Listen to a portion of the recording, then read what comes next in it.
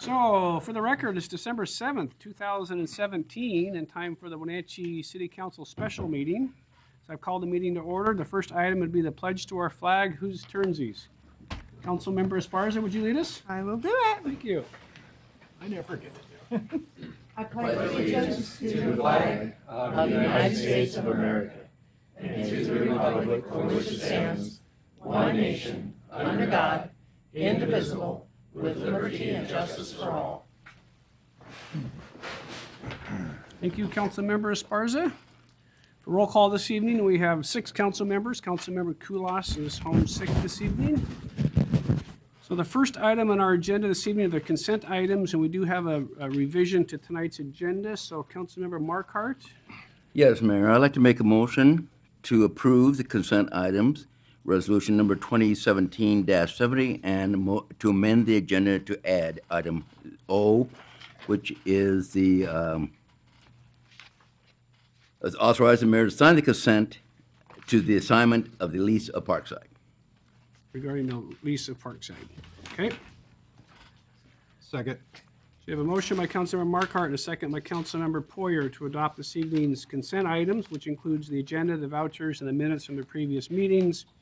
Resolution 2017-70 declaring certain personal property surplus to the needs of the city and adding item O regarding the Parkside lease agreement. Any discussion? Hearing none. All those in favor say aye. Aye. Opposed? Motion carries. Next item on this evening's agenda is regarding citizen comment. If there's any member of the audience who would like to address the council on any item that's not on today's agenda, we'd ask that you come up to the microphone, give us your name and address for the record, and we'll give you a couple of minutes. Yes, sir. Come on up.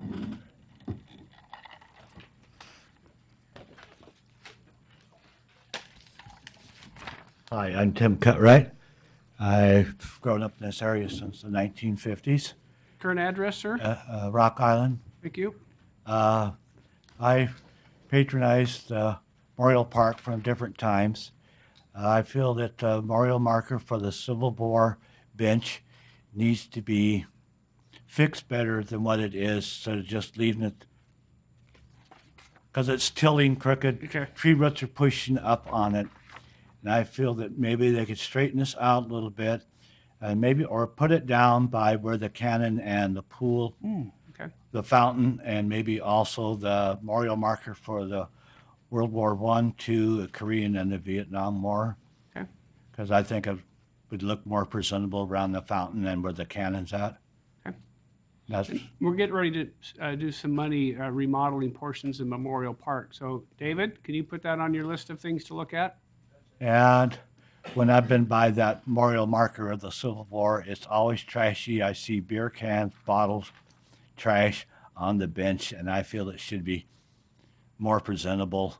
So of you that give matter. us till next spring, we'll get that done for you. Does that sound good? Okay. Great. Yes. All right, thank you. Thanks, Mr. Cutright. Appreciate you being here.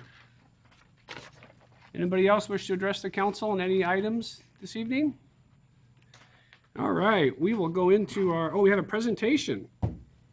So who's got the presentation? We got a recognition. Come on up, Allison.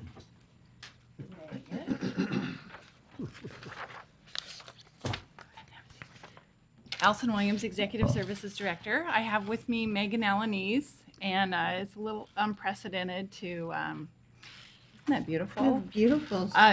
The city's Diversity Advisory Committee was a committee that was formed in 2005, and Megan is a long-standing member, and she has served diligently and every year has been at the Martin Luther King festivities. Yes. Planned that event for a number of years, brought Cashmere Valley Bank along as a sponsor, and so she is now going off the Diversity Council, and we wanted to recognize her with special recognition this Oh, evening. thank you very much. Oh, thanks, I Megan. Come on up. appreciate that.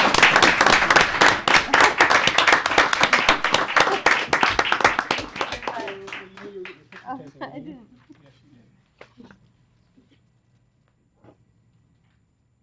Thank you very much. I appreciate it. It's been an honor and a privilege. Thank you.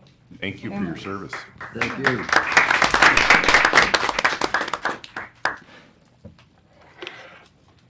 All right, so on to tonight's agenda. Seeing that we're in the mood of giving, and Dave Erickson's son has a basketball game tonight. If it's okay with the council, if we could start with item B, and any other item that's got Dave on it, then he can go off and watch his son play basketball. And then we'll do the public hearing regarding the B&O tax for the pill. David?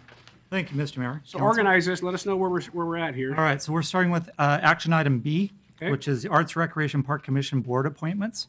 So we currently have 5 vacancies on the Arts Rec and Park Commission.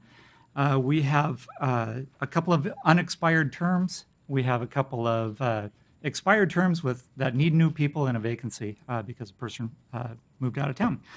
So at their November meeting, the commission interviewed 3 potential candidates, new people for the commission, and unanimously recommended the appointment of Blake Morrell for a full position, which would expire on December 31st, 2020. Brooke Page, similar full position through December of 2020. To appoint Dan Longauger as a replacement to fill a vacant position. So that would term would expire on December 31st of 2018.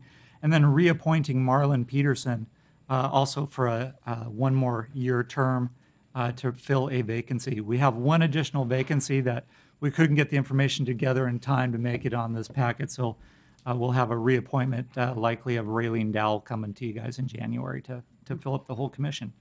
And Raylene will be a reappointment? Yes. Okay. All right, any questions for David? If not, looks like we have 4 resolutions we need to adopt tonight. Your Honor, I'll make a motion, but I'd like to know, how do you want me to make the motion? One by, This is one at a time in case. Listen, I know a lot of you are voting against Dan Longauger, and I just want to get that out early. Hi, Dan, I didn't see you back there. That one could be really controversial, so we should take these one at a time. I'll make a motion to adopt resolution number 2017-64, appointing Blake Morrell to position 4 of the Wenatchee Arts, Recreation, and Parks Commission with the term expiring December 31st, 2020. Second.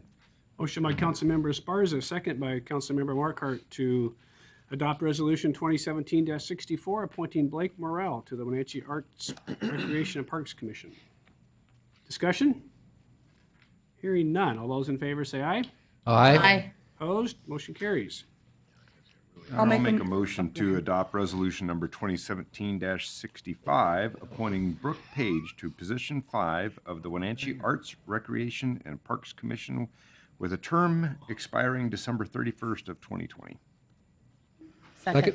And a motion by Councilmember Huffaker, second by Councilmember Harold to adopt Resolution 2017-65, appointing Brooke Page to the Arts, Recreation, and Parks Commission. Discussion? Hearing none. All those in favor say aye. Aye. Opposed? Motion carries. All right, now here's the close one. All right, Your Honor, I would move that we adopt resolution number 2017-66, appointing Diane Langiger to position 8 of the Wenatchee Arts, Recreation, and Parks Commission with a term ending December 31, 2018. Second. Motion by Councilmember Bailey, second by Councilmember Markart to adopt Resolution 2017-66, appointing Dan Longauger to the position of the Arts, Rec, and Parks Commission. Discussion? Hearing none. All those in favor say aye. Aye. Opposed? Motion carries. And the last one? Your Honor, I move to adopt resolution number 2017-67, reappointing Marlon Peterson to position 7 of the Wenatchee Arts, Recreation, and Parks Commission with a term expiring December 31st, 2018. Second. Motion by Councilmember Harold, second by Councilmember Poyer to adopt Resolution 2017-67, reappointing Marlon Peterson to the Wenatchee Arts, Recreation, and Parks Commission. Discussion? Hearing none. All those in favor say aye. Aye. Opposed? Motion carries. Thanks, David. I Thanks, have- Dan, for agreeing to serve. Thank I you don't all know if- for I don't know if Blake and Brooke are here, but thank you. So item C, is that the next Item one C, you want to do? yes. Okay, perfect. And that'll wrap it up for me. So we have a couple of projects you might be familiar with, the Saddle Rock Gateway Project and Hale Park Phase 1. Pretty much both projects are fully complete. The only things we have left to do are some as-built drawings. We have the retainage and then a little bit of the paperwork. We're also going to be checking in the spring to make sure that the grass is growing in properly. So what we're asking is approval of both of these projects and doing a final acceptance of them so we can wrap up the paperwork and get these projects put in the rearview mirror. I put all the information in your packet there too. Overall general comment, both outstanding projects. Surprised me how much the dog park's getting used. Every time I'm looking down, there's just people down there, and obviously the Saddle Rock Gateway has been well used. My only question about Hale Park was how the water situation for dogs was working out. And is that going to be on year round or? The drinking fountain? Yeah. No, it's winterized just like all the Right. everything else in the parks, and especially in that particular case because we had to shallow up the water supply line because of the amount of rock down there. We just couldn't So jackhammer people it. just need to be aware to bring their own water for their dogs during the winter. Yeah, Perfect. Thanks, David. you're welcome. Okay, any other questions for David on either the Saddle Rock Gateway project or the Hale Park Phase 1? If not, we'll entertain separate motions. Your Honor, I make a motion for the City Council to accept the Saddle Rock Gateway project as complete and authorize the mayor to sign the final voucher contract certificate. Second. Motion by Councilmember Huffaker, second by Councilmember Harold, to accept the Saddle Rock Gateway project as complete and authorize the mayor's signature on the final voucher. Discussion? Hearing none. All those in favor say aye. Aye. Opposed? Motion carries. And then the Hale Park? I'll make a motion for the city council to accept the Hale Park Phase 1 project as complete and authorize the mayor to sign the final voucher contract certificate. Second. Motion by Councilmember Poyer, second by Councilmember Bailey, to accept the Hale Park Phase 1 project as complete and authorize the mayor's signature on the final voucher. Discussion? Hearing none. All those in favor say aye. Aye. Opposed? Motion carries. Thank you, Mayor Council. Thank you, David. Appreciate you flipping Yeah, that. Merry agenda Christmas for and us. good luck to your son tonight. Yeah. All right, since we can't do anything in order, we will now do item A. Item A is a public hearing regarding the adoption of either a B&O tax or a PILT. So for public hearings, we will first hear from our staff. We'll turn over the council will ask questions. We'll then turn it over to the public for any questions they may have, and then back over to the council for any action. I am going to, for the record, Tammy, going to turn this over to Councilmember Huffaker, Mayor Pro Tem. I obviously have a conflict of interest being on the board of Confluence, and both of these agreements will affect them. So I'm going to go sit in the audience, and I'll turn it over to Keith, and you guys can have it. You don't have to run away. Yeah, it's just gonna, I'll go over here and watch. Good evening, Allison Williams, Executive Services Director. Brad Posenjack, Finance Director. Steve Smith, City Attorney. We're here tonight to provide you a staff a recommendation or a staff overview of your action that you are considering during this public hearing. You have two potential motions at the end of the memo, and you will be deliberating and then asked to take action on one of those this evening. So as background, the City of Wenatchee has been through a process of exploring various funding sources for our long-term stability. Our general fund is funded substantially of retail sales tax revenues, which are volatile at times, as we've seen over a number of years. And so there was a sustainability committee in 2014 that came up with a number of recommendations, and council has worked through those. There was an 18-month period through which you worked through the fire department, museum, the annexation of Old Station was another big one. And so we wanted to see how those actions turned out in terms of the overall financial stability of the city. One of the other determinations during that time is that a significant portion of the city has properties that are held by nonprofit entities. And streets are typically funded by property taxes, and so we have a substantial amount of our property that is owned by nonprofits and does not pay property taxes. And so during the time of the Sustainability Committee, we did look at a payment in lieu of taxes in the form of also a per employee business license. And so Confluence was approached at that time, but we were not successful with that. So, What was the date of that, Allison, when that first proposal happened? It was during 2015. So in 2016, you'll remember that you appointed a pavement management committee to bring about a look at the overall pavement management system that our Public Works Department was putting together. The committee recommended a level of investment in our streets so that we can work on the long-term sustainability of our street system. And so at the November 16th special meeting, we looked at an updated version of that report that recommended an ongoing investment based on their recommendation of $2.97 million. And so staff identified existing funding sources that you have incorporated into your 2018 budget to implement the plan. And in your memo, those funding sources come up to $1.973 million, which leaves us of a gap of about $1 million. And so at that meeting, we presented the business and occupation tax for Confluence as a potential opportunity to fill the $1 million gap that we see in the long-term pavement management program. After that meeting, the city was approached and asked for a reconsideration of the PILT agreement. And so as a result, tonight you have two options before you. Consideration of a business and occupation tax that is narrowly defined for Confluence Health, or a payment in lieu of property taxes, an agreement that they have come forward with at $330,000 a year for the next 10 years. And so Brad was going to provide you with an overview of the pros and cons of each of those. So both of these taxes, or both of these options have advantages and disadvantages to them. And for the B&O tax, we estimate that it would probably bring in between $600,000 and $1 million, which would come pretty close to fully funding the pavement management program. And also, with the B&O tax, once it's set, it will increase as the health industry. It'll grow with the health industry.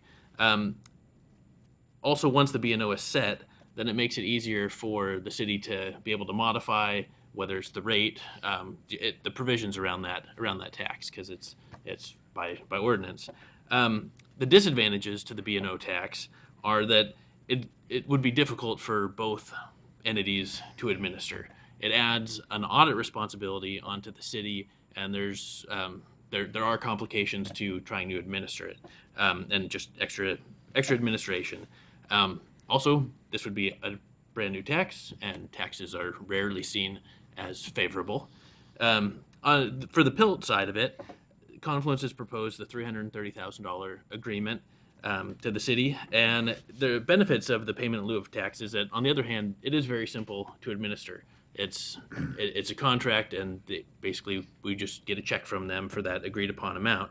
And an agreement between the two parties is probably viewed better than a B&O tax. Some of the disadvantages of the payment in lieu of tax is that the revenue is probably half of what it could be with the B&O tax. And so it would leave our pavement preservation program still underfunded. And it also wouldn't allow for increases as taxable property is taken off of the tax rolls. It doesn't allow for any kind of compensation for that in the next 10 years if property is taken off the tax rolls, because that would be taxes that we would end up losing. So I'm sure there are other pros and cons that you might think of, which we have not. Steve Smith is here if you have questions about the B&O tax ordinance.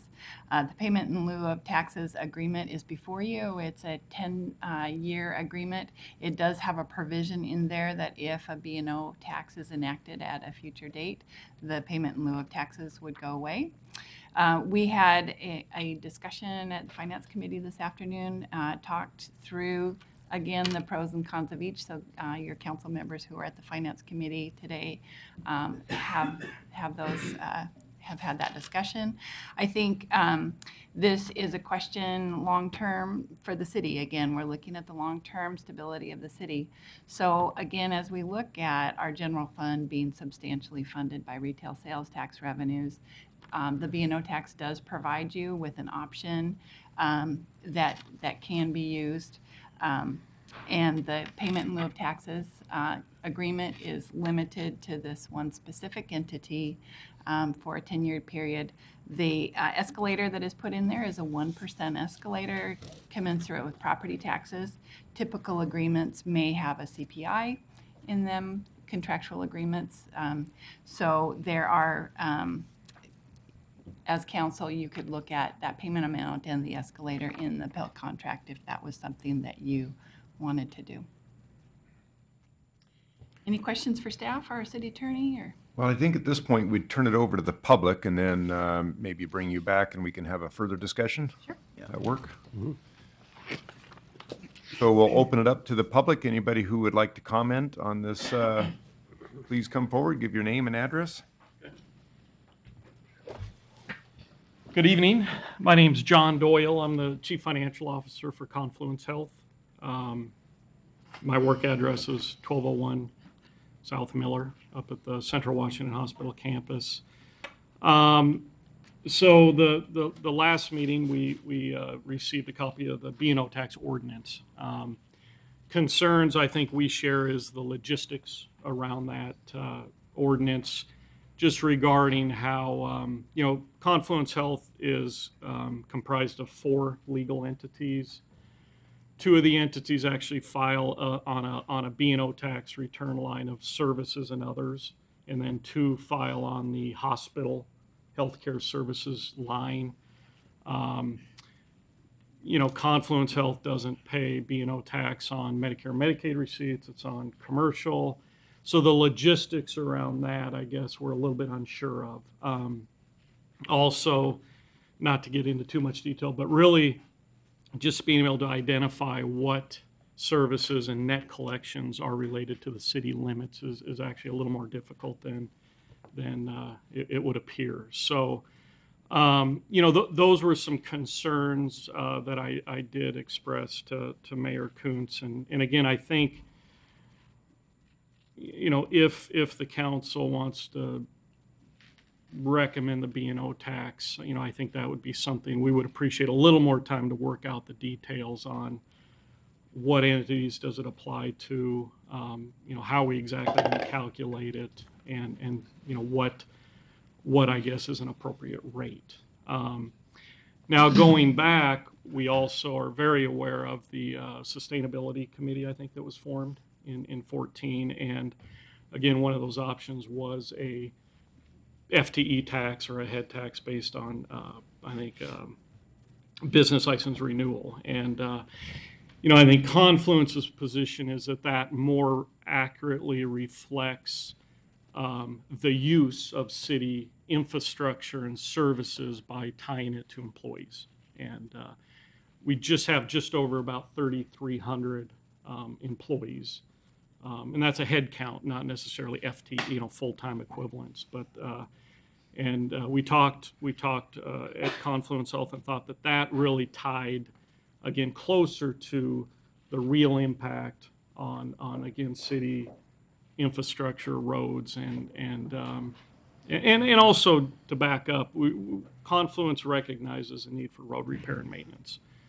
And we also recognize that 3,300 employees do use those roads. So that is kind of what we support and would propose, is tying it more to the number of employees that we have within the city limits.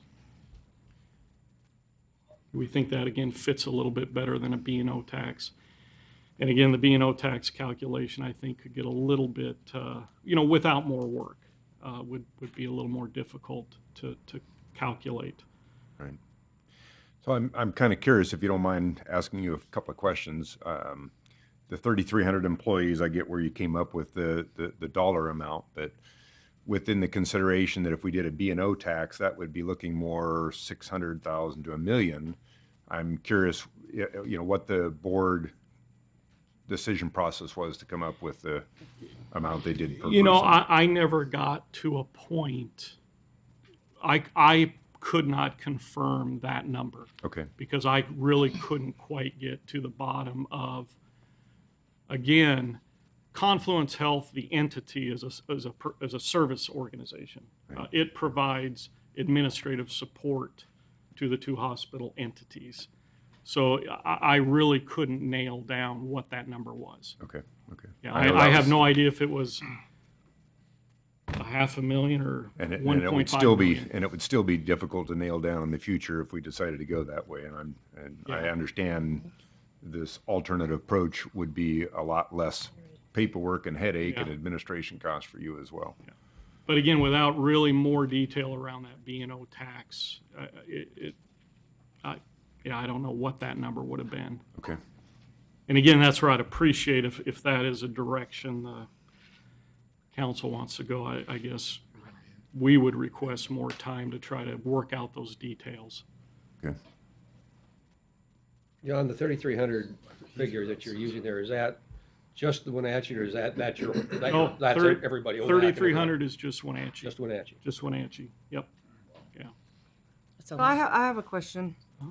You mentioned that you'd want to request more time to hash out the details of the B&O tax. So I'm going to turn that a little bit and ask, would Confluence Health be open to a little bit more time and maybe negotiate further on the PILT agreement? I think, obviously, that would be a discussion we could have back at our board. You know, healthcare budgets are difficult too, so we're trying to finalize our 18 budget. I do know when the Sustainability Committee met a few years back, there was discussion of a $50 to $75 head tax, and I think we felt like, you know, $100 was. And again, I apologize. I don't know where that came from either, but I do recall that being the discussion. So,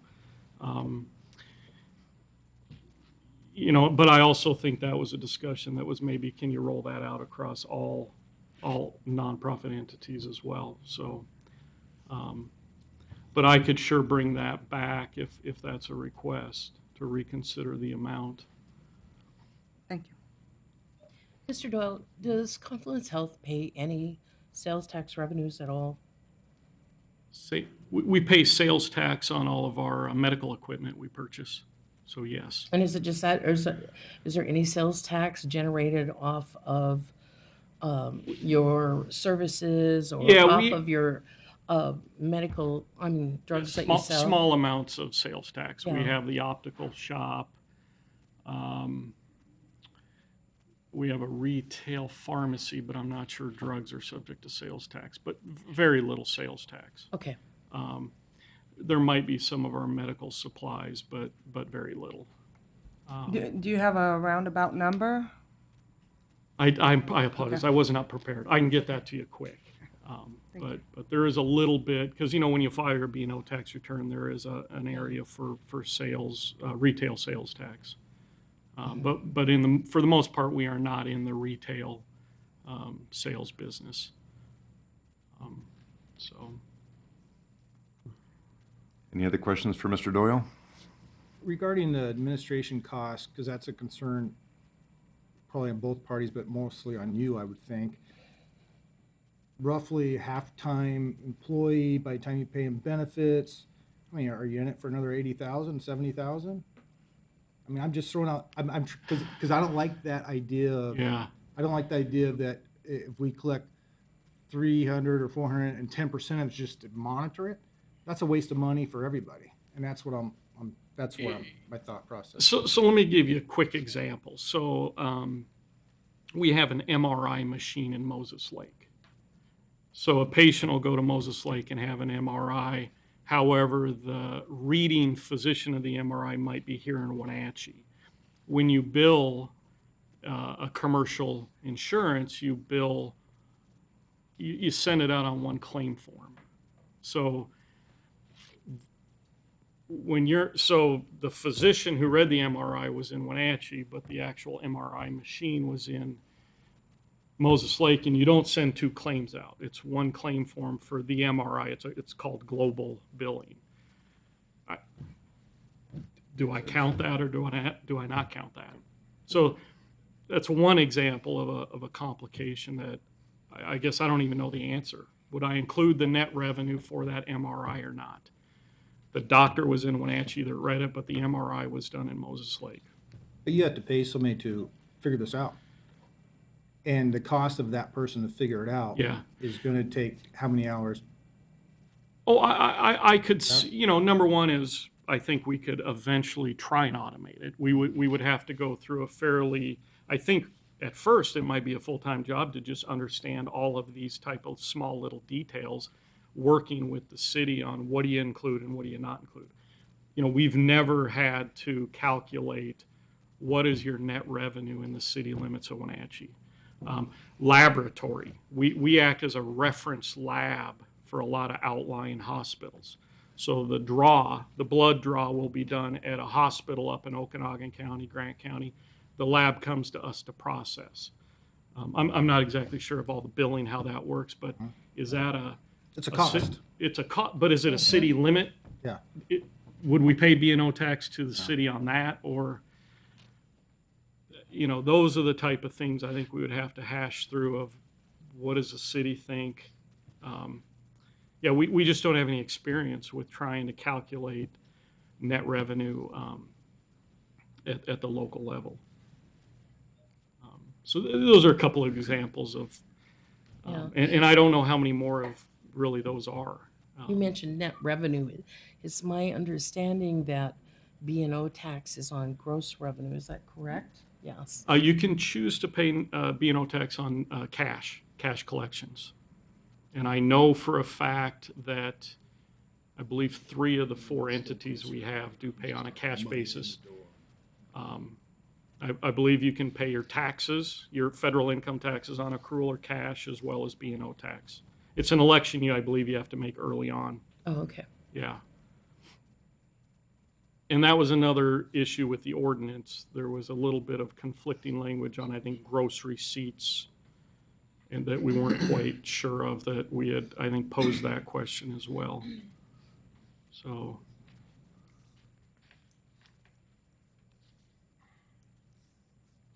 Any other questions for Mr. Doyle? Well, I thank you for your time tonight. You bet. Is there any other member of the audience who would like to address the council? Seeing none, we'll close the public meeting and bring staff back up for any questions we have for staff.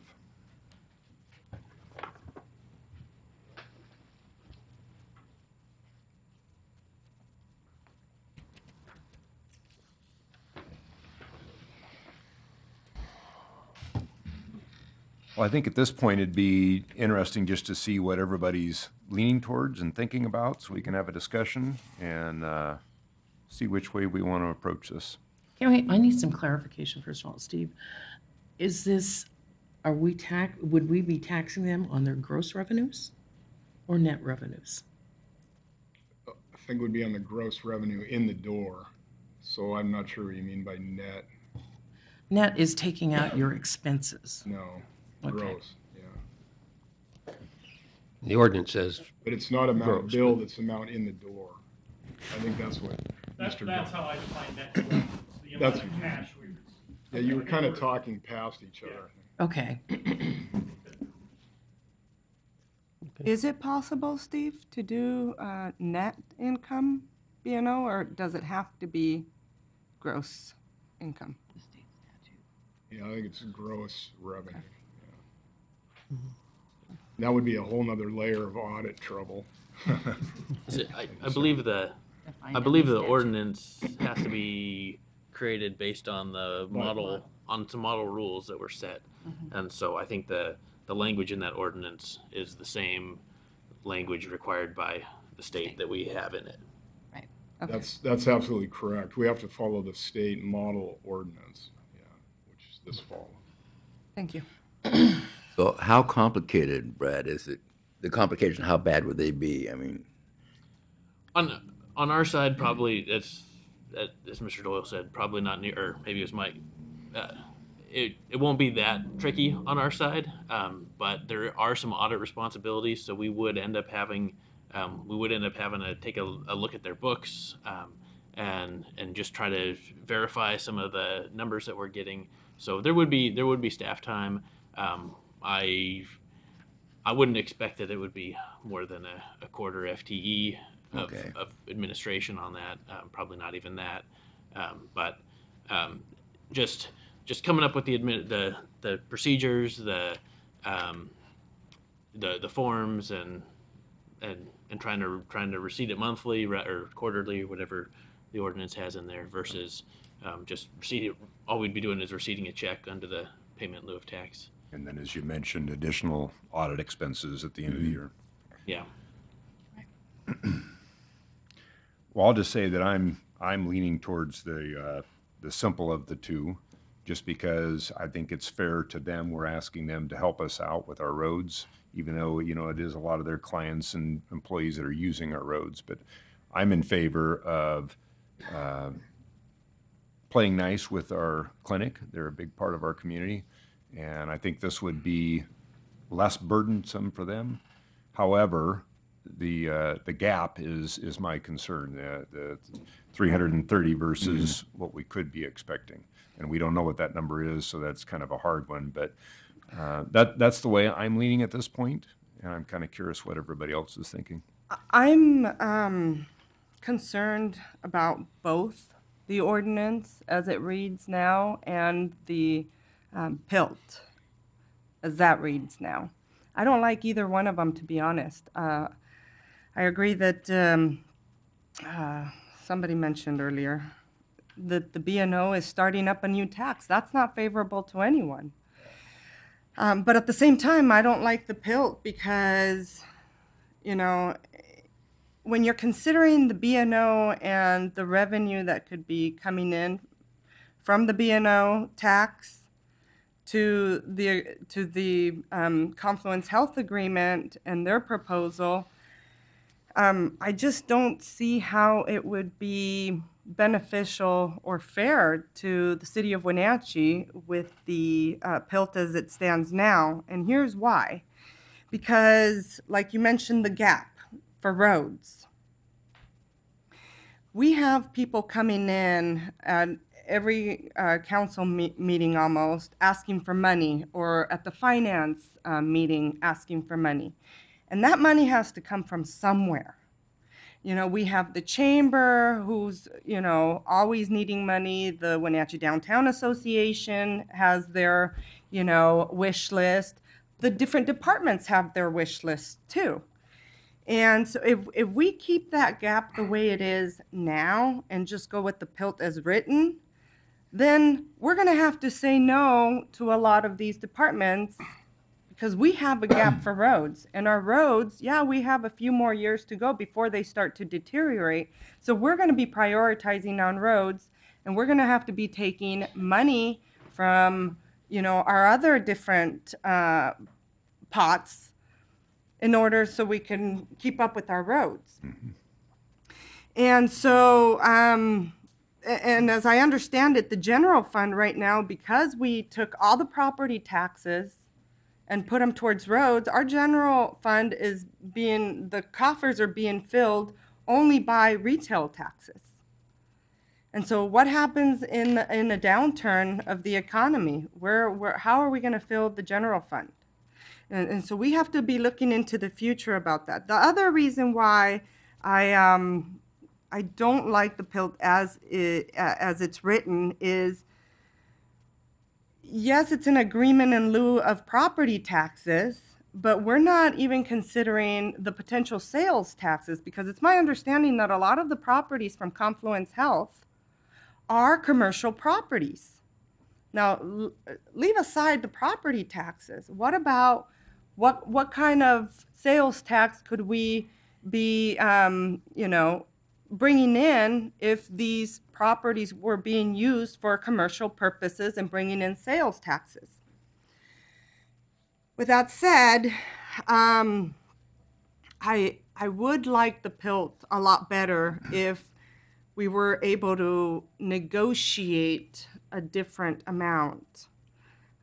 That's somewhere in between of what the B&O would, you know, the amount we would be bringing in with the B&O tax and the amount that Confluence Health is asking us to adopt today.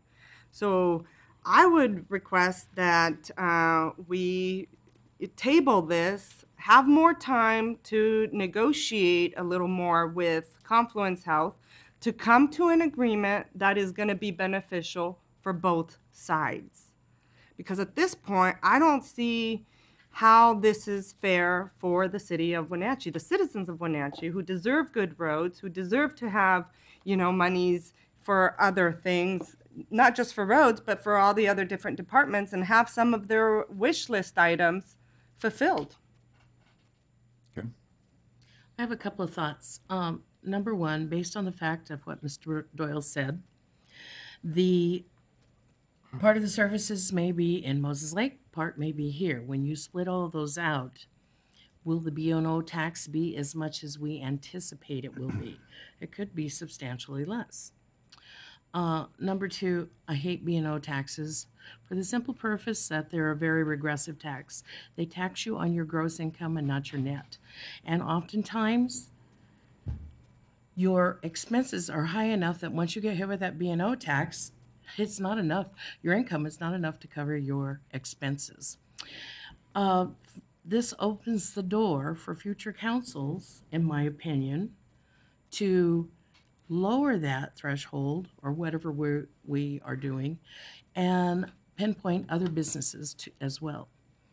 And being a small business owner, I know that profits are thin. It's not easy to make it.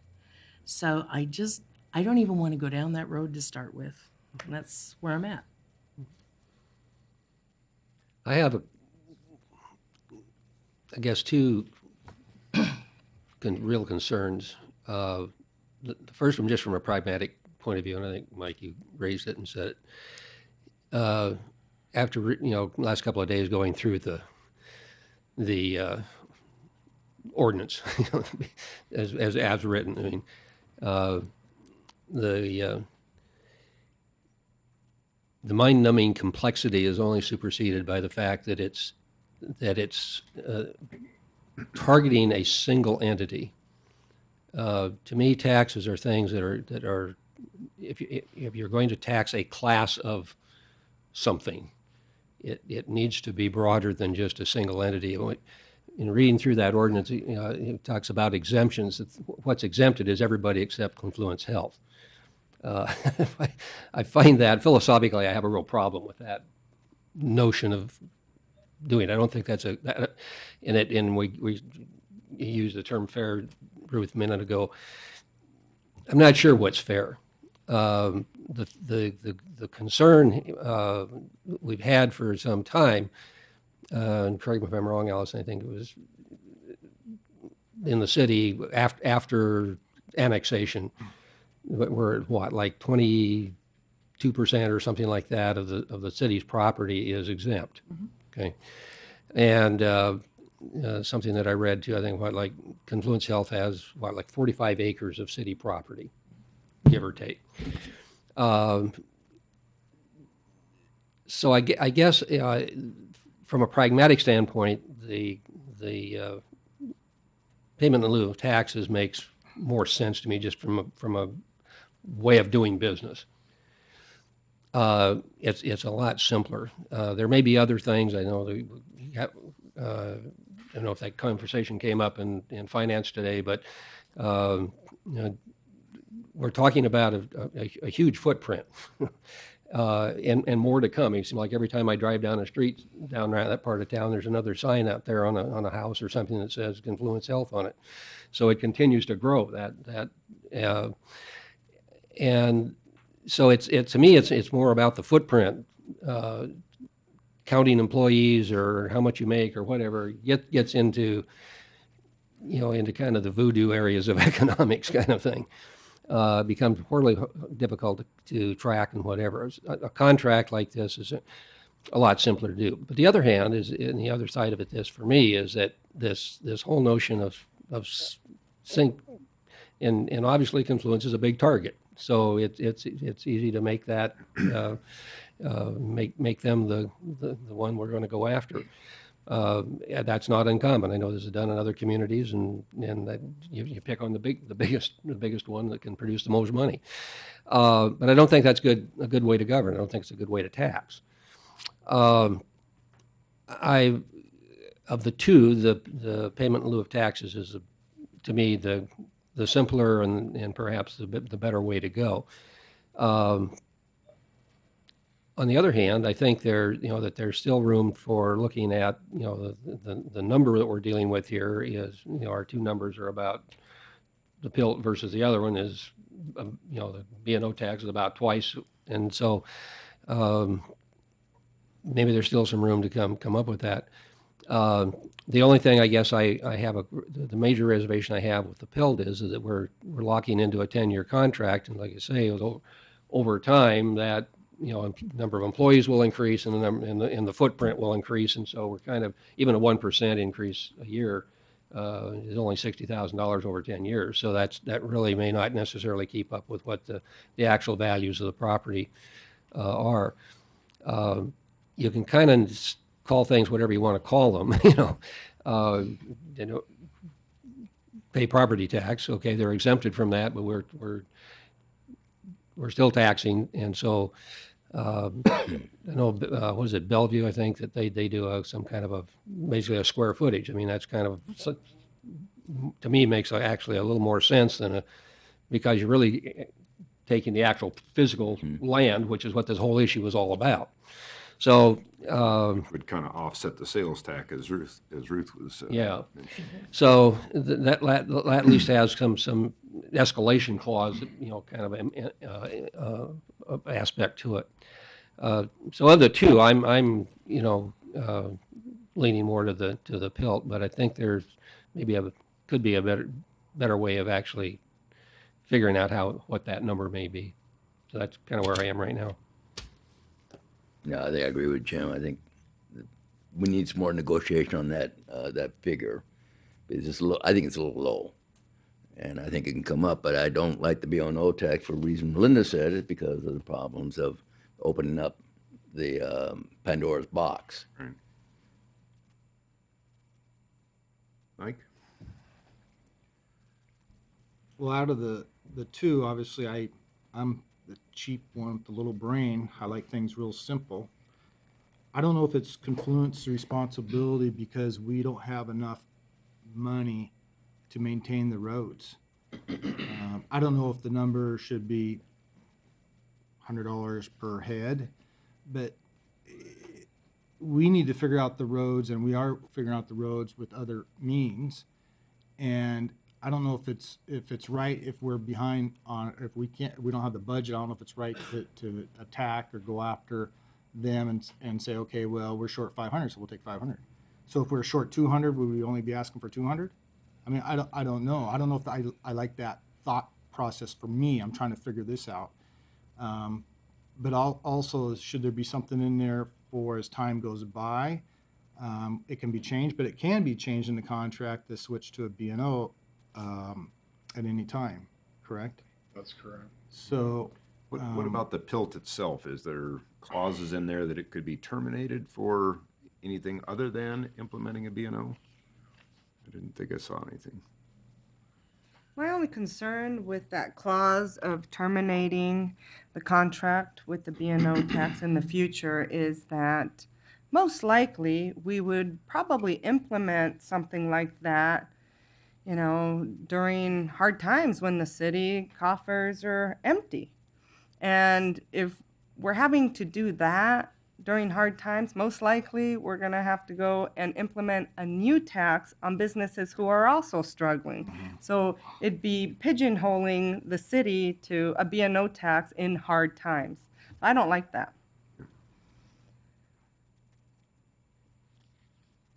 Is it based on employees counted per year? I don't know if that's a question for Mr. Doyle, or is this a set number, or do we look at the employees every year, or how that's? We ran a head count, and it was just a few over 3,300. And then actually the city prepared the document. So then so it'd be 30, as the document is now, it stays at 3,300? It's fixed, yeah. It's a fixed And we number. don't make a reference to employees in it. And we don't reference employees, it's just an agreed upon number. An agreement on figure. And was it my understanding that this amount that they are paying is equal, or is it less or more than what they would pay if they were paying in property taxes? We don't actually know that for sure. We can't, because the assessor doesn't, they don't their assess the properties. values of the tax exempt properties. So we did some review of the average price or average value for commercial properties, but which was less than what the payment in lieu of tax was. However, that only included their property value. It didn't include all their equipment value, which I imagine is And it was just pretty valuable. a blanket calculation. So you look at the concentration on those properties. Yeah. So the value of that is different than our average assessment for commercial space. So it could be more? It could be. Yeah, Mhm. could be. Yeah. Well, and Ruth brings up a good point. It's like the old Dodge dealership that's an acre or something like that. And besides the property tax, it's also, we are missed out on 75,000 because the When they dealership's gone moved. when they moved. And so it doesn't allow another business in there. I mean, I think I'm understanding the whole picture. It's just difficult. I just cannot do a B&O tax. It's just, if we're going after $5 million, then let Confluence pay $100,000 for a salary person. But if we're going after 300 or 400,000, it's too high of a percentage to let them to pay that, to monitor that. I mean, I just don't like that. I don't like that administration cost, I guess. Yeah. Yeah, I have to agree with you, and Administration costs could go to better use. Yeah. Another doctor recruiting. I mean, whatever it is, yeah. Or negotiating something Or with the negotiating. city. That- You know what? I would sit there and say, yeah, look, it's gonna cost you guys 70 grand. Hey, I can deal with that. I can understand that, yeah. I think another point to make is from a staff perspective, your Public Works Department provided a overview to you in November. They're putting together their work plan for their year. They're looking at at what level is the program implemented and how many staff are we going to have to hire. So if this drags out, then we've got them budgeting on 1.9 million versus the increase even with the PILT. So I think from getting projects out on the street, which is what our citizens expect, I think there is some urgency to making a decision also.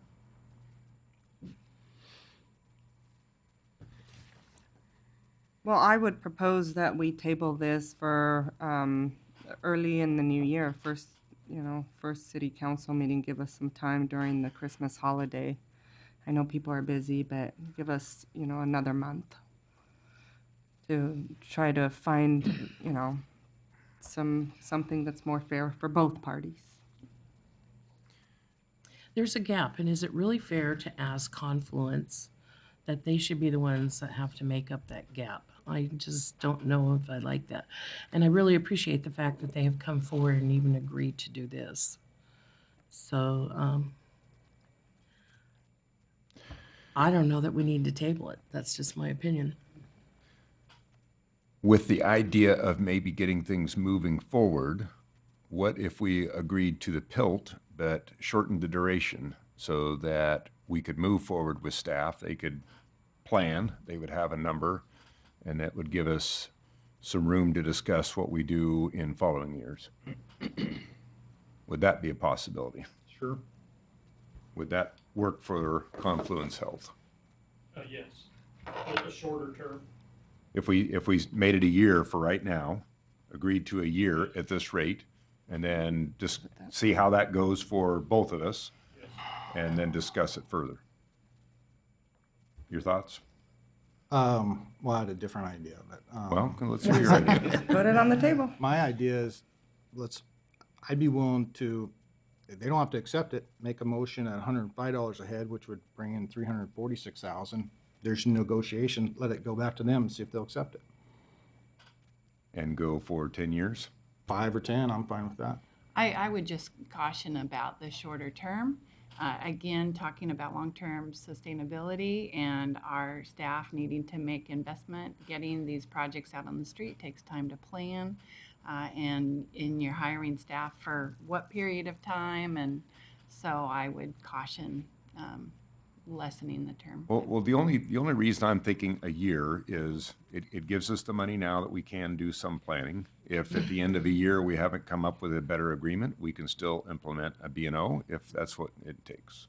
We could also put a trigger in the agreement that allows for a negotiation during the year, but if you didn't come up with anything different, the agreement would continue.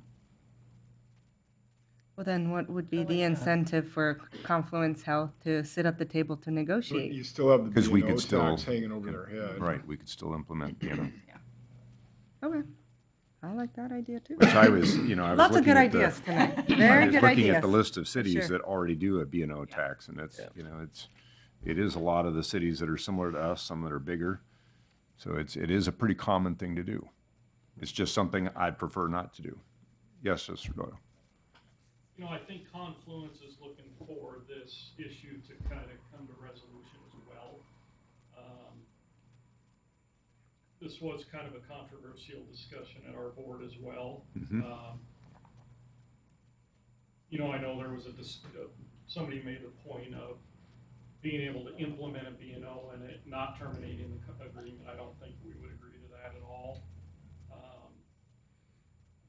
Again, we're looking for some resolution to this, and I think if the city's not ready to do a 10-year, I think we can agree to a 1-year, but I don't think we're real interested in negotiating every year.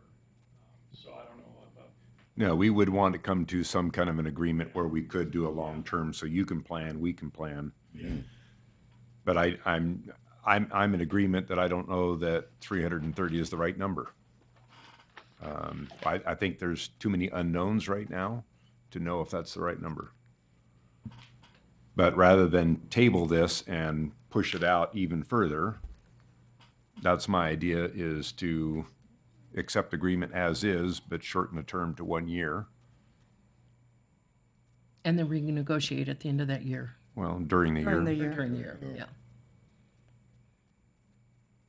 I see a head nod from Mr. Doyle.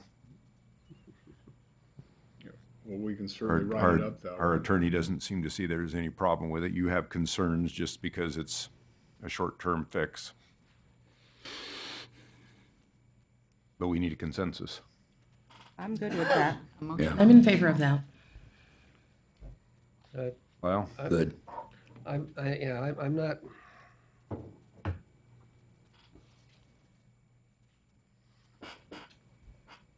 I'm not sure that doing it on a year basis is. It wouldn't be every year on a year basis. This would be a year. This would be in lieu of tabling it and carrying it out further. It would come to some kind of agreement for now, and we can come up with that final agreement, and we have a year to do it in.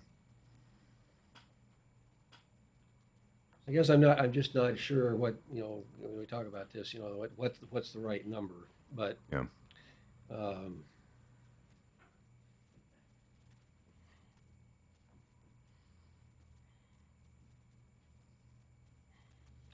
Yeah, I've got some reservations on that, but I think let's go ahead and do a motion and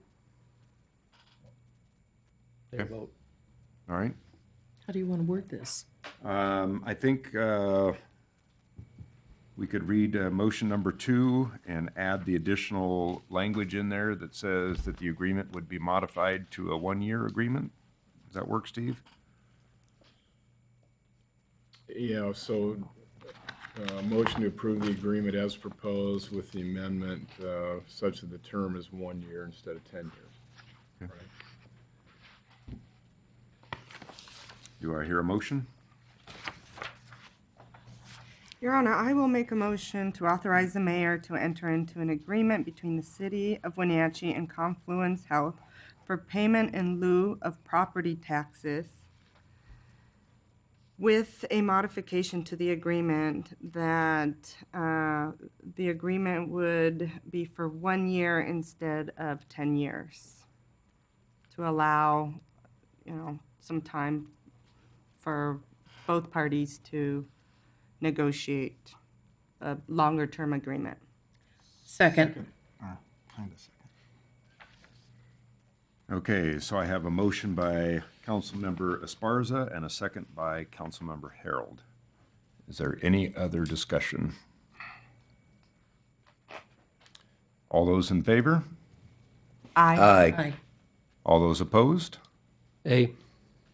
Motion passes with 1 against. And that closes our public hearing. And it's now 6:15, so why don't we take a 10-minute break? We are adjourned. 10 minutes. I'm gonna ask you guys, I can't negotiate with myself. You guys have to appoint someone.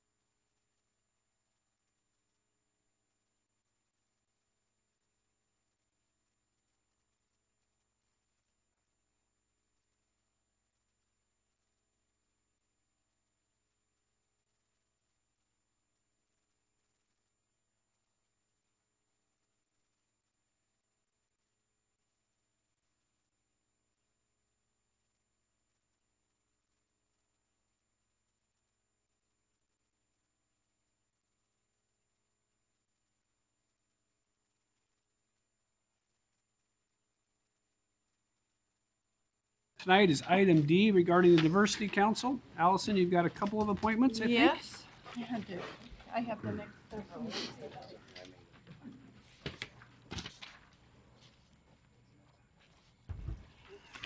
Good evening, Allison Williams again. So a number of items for end of the year. The first one is ordinance 2017-30. After the continuing work with the Diversity Council, they've been revisiting their code. And they actually want to make further changes, which they'll do at their retreat in January. But in the interim, they have found it valuable to keep their members due to the nature of the topics that they work on. And so ordinance 2017-30 would replace committee with council, Diversity Advisory Council. Section 1.50.015 would add the purpose of being the board that hears ADA concerns for the federal civil rights audit work that we had. Section 1.50.030 terms would take out the term limits. They actually had quite a good discussion about this at their last meeting, and they want to revisit it. But they did ask that the 2-term limit be removed at this point. And then section 1.50.040, meetings and procedures. This section is updated to reference the city's adopted advisory board procedures. So they have reviewed this, recommended the changes, and asked for your approval of ordinance 2017-30. Can you tell me what the idea of going to the word council instead of board, like most of our other entities are, advisory boards? So they have been, in our code, they are referred to as the Diversity Advisory Committee. They just feel like council elevates their position. They serve the same function. They're under the advisory boards as defined in our procedures and our... I guess that was why I was curious why they didn't go to board, advisory board, instead of... They've always been the Diversity Council. I don't know. I've never called them anything else. I didn't know they were a committee. I thought they were a Diversity Council. That's just what I didn't know that's not what they were. So. And there is a historically, years ago, we had an advisory council on cultural relations, and so they've always kind of had that word associated with them. Advisory council, but they'll use advisory board rules. Yes. Yes. Okay. All right, any other questions for Allison? Yeah, the other number of changes in there, but the term limits. I understand. I guess the idea that they've got people that they want to keep on the board, kind of thing. I did kind of a quick query, and I may not got everybody in terms of all the boards and committees and councils and stuff that we have. But in terms of Parks has a 2-term limit, Planning Commission has a 3-term limit. Right now, the Diversity Committee Council / has 2. I couldn't find LTAC. Historic Preservation doesn't have any limit. Does LTAC have any limits on it? So I guess is there a reason to? Let me back up. Is there a reason to have limits on any of them? Should they be? Should some have it, not have it? I guess it's kind of. If we have it on some, why don't we have it on all? Yeah. So there are different purposes of our different advisory committees. And so I think specifically over the years as we've looked at these advisory boards, Planning Commission, you want that turn to happen because you want to freshen up the representation when you're dealing with land use issues. And that goes to a number of the other boards. Diversity is one of those boards where the issues are more longstanding and the things that they work on are more policy and long-term change oriented versus a specific time period. And they had a very good debate because there is pros and cons to freshening up, but one of the challenges on diversity is that it is a board that you do work hard to get members on and then oriented to the work that you're doing, and that takes some time as you, and so you kind of want that consistency. Okay.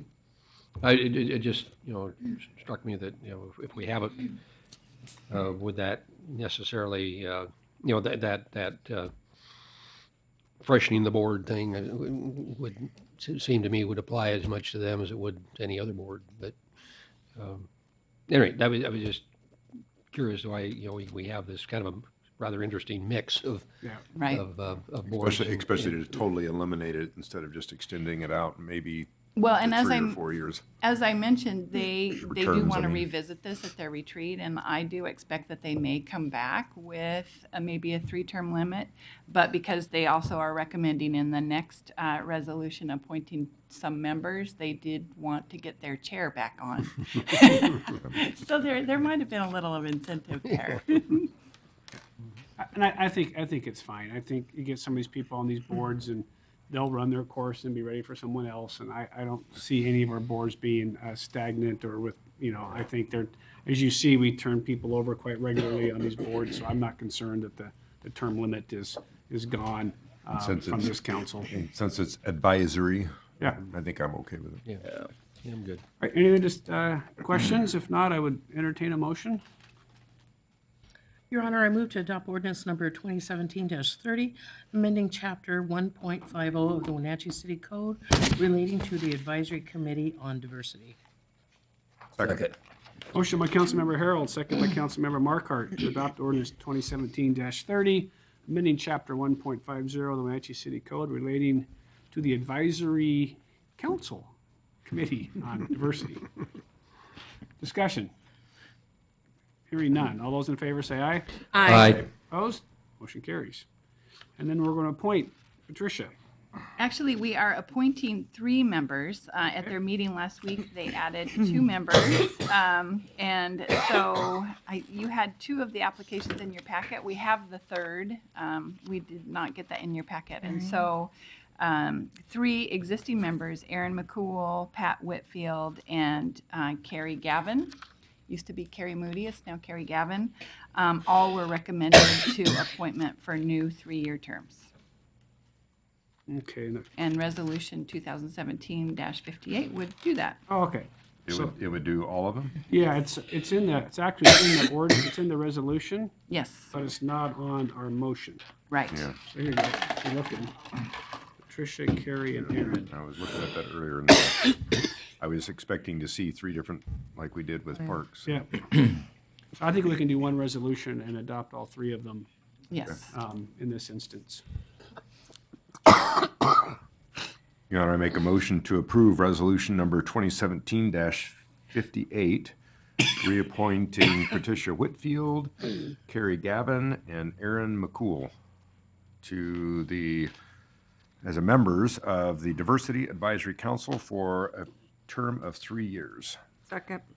Motion by Councilmember Huffaker, second by Councilmember Esparza to adopt resolution 2017-58, reappointing Patricia Whitfield, Carrie Gavin, and Aaron McCool to the Diversity Council for 3-year terms. Discussion? Hearing none. All those in favor say aye. Aye. Aye. Opposed? Motion carries. Thank you, Allison. Welcome. Lodging tax is next. Item F. Are you coming up? Or? Your Honor, I must recuse myself on items F, G, H, and I. Wow. You want to go sit in the audience like I did? Yeah, I'm going to go to my Go car grab and get some a cough coffee? drop. I have another piece of pizza. Yeah. So Brad Posenjack is coming up for this one. Okay. Also, so before you have the Lodging Tax Advisory Committee funding recommendations. And they are encapsulated in a resolution 2017-63. After, as you know, each year with the Lodging Tax Advisory Committee, we do a process of taking applications, evaluating those applications, and then recommending them to you for funding. This year, the Lodging Tax Advisory Committee only took 2 applications, one for the long-term agreement from the chamber and the second from the city representing the convention center with a request for the restrooms and then the extra debt service payments. And so in your packet, you have the financials related to that, including a new spreadsheet that Brad put together that was great news, which shows the interest savings that would be achieved and returned to our lodging tax fund of the $531,000 with the additional debt, the early repayment of the debt. So Resolution 2017-63 would confirm the recommendations of the Lodging Tax Advisory Committee. It would authorize the mayor to enter into a 5-year municipal services agreement with the chamber for destination marketing and visitor services, including carrying out the Independence Day celebration. And then it would authorize the city to transfer $120,000 to the convention center restrooms, a 5-year commitment of additional debt service of $200,000, and then it would set aside $30,000 for the operation of the Independence Day event. And so Brad is here also if you have any questions about financials. So, Brad, are we concerned with the overall revenue number? I know we've got a new hotel coming on board, perhaps another one. Obviously, you've accounted for that in the revenue numbers somewhat conservatively. Yeah, I think based on what we've seen with the hotels lately, I think it's not real conservative, but I think it's a realistic projection of revenues that we'll be getting. There is a little wiggle room. It's still built in on the convention center fund side, there's still built in a healthy fund balance so that even if those revenues came in a little bit under, we'd be okay in the convention center fund. And as well, I believe, as well as the LTAC funds, I think they've got a bit of a fund balance built in there as well. Worst case scenario, if the revenues drop off, we wouldn't have to make the bond payments as quickly as we're looking at. That bond payment, that prepayment on the bond principal is assuming that our hotel taxes stay where they're at. It's not stated that we have to pay it. It's just that if the funds are there, we can. I think it is that it's the commitment, and I would imagine the commitment in 2019 or 2020 could probably be revised as well if we have to react to the. We also have a trigger in the chamber agreement that because this new agreement includes a 3% escalator, and that's reflected in the financials, but there is a trigger in there in case the revenues don't materialize. Okay, I missed that trigger, I guess. Yeah. And I'm just personally, I'm excited about the chamber and perhaps a 5-year contract, and excited for the debt payment because I know that building is going to need more money soon, and I'm nice to see the commitment to getting us out of debt so we can go back into debt again, but not have the old debt on as we go into the new debt, right? That we actually get that. Well, that building is a gift that keeps on giving. But it would be nice to be out of debt the next time we look at major improvements there. Did I say that? Get out of debt before we go into debt? Yeah, unfortunately you did. I think that's the way that works. Like a sailboat. All right, any questions regarding the commitments from the lodging tax and the spreadsheets? And I like the looks of it. Looks good. yeah, and I know they spent a bunch of time on it this year. So I would entertain a motion if we had one. All right, well, Your Honor, I'd make a motion that we adopt resolution number 2017-63, approving the Lodging Tax Advisory Committee recommendations for the allocation of lodging tax for 2018. Second. Motion by Councilmember Bailey, second by Councilmember Huffaker to adopt Resolution 2017-63, approving the Lodging Tax Advisory Committee recommendations for the allocation of lodging tax funds for 2018. Discussion? Hearing none. All those in favor say aye. Aye. Opposed? Motion carries. Now we're going to appoint some members to the Lodging Tax Advisory Council. Allison? Yes, for this you have 2 resolutions, 2017-59 and 2017-60. We had 4 terms expiring at the end of the year for the Lodging Tax Advisory Committee, and we had 4 applications from Linda Hagelin, Darcy Waterman, Steve Maher, and Matt Wisen. Linda, Darcy, and Steve are all reappointments. They've been wonderful members of that committee, and as a reminder, Linda serves, she's still serving back and forth TPA and LTAC. Matt Wisen is a new appointee that was recommended for appointment by the Lodging Tax Advisory Committee. So we would request your approval of those resolution appointing those members for new 2-year terms.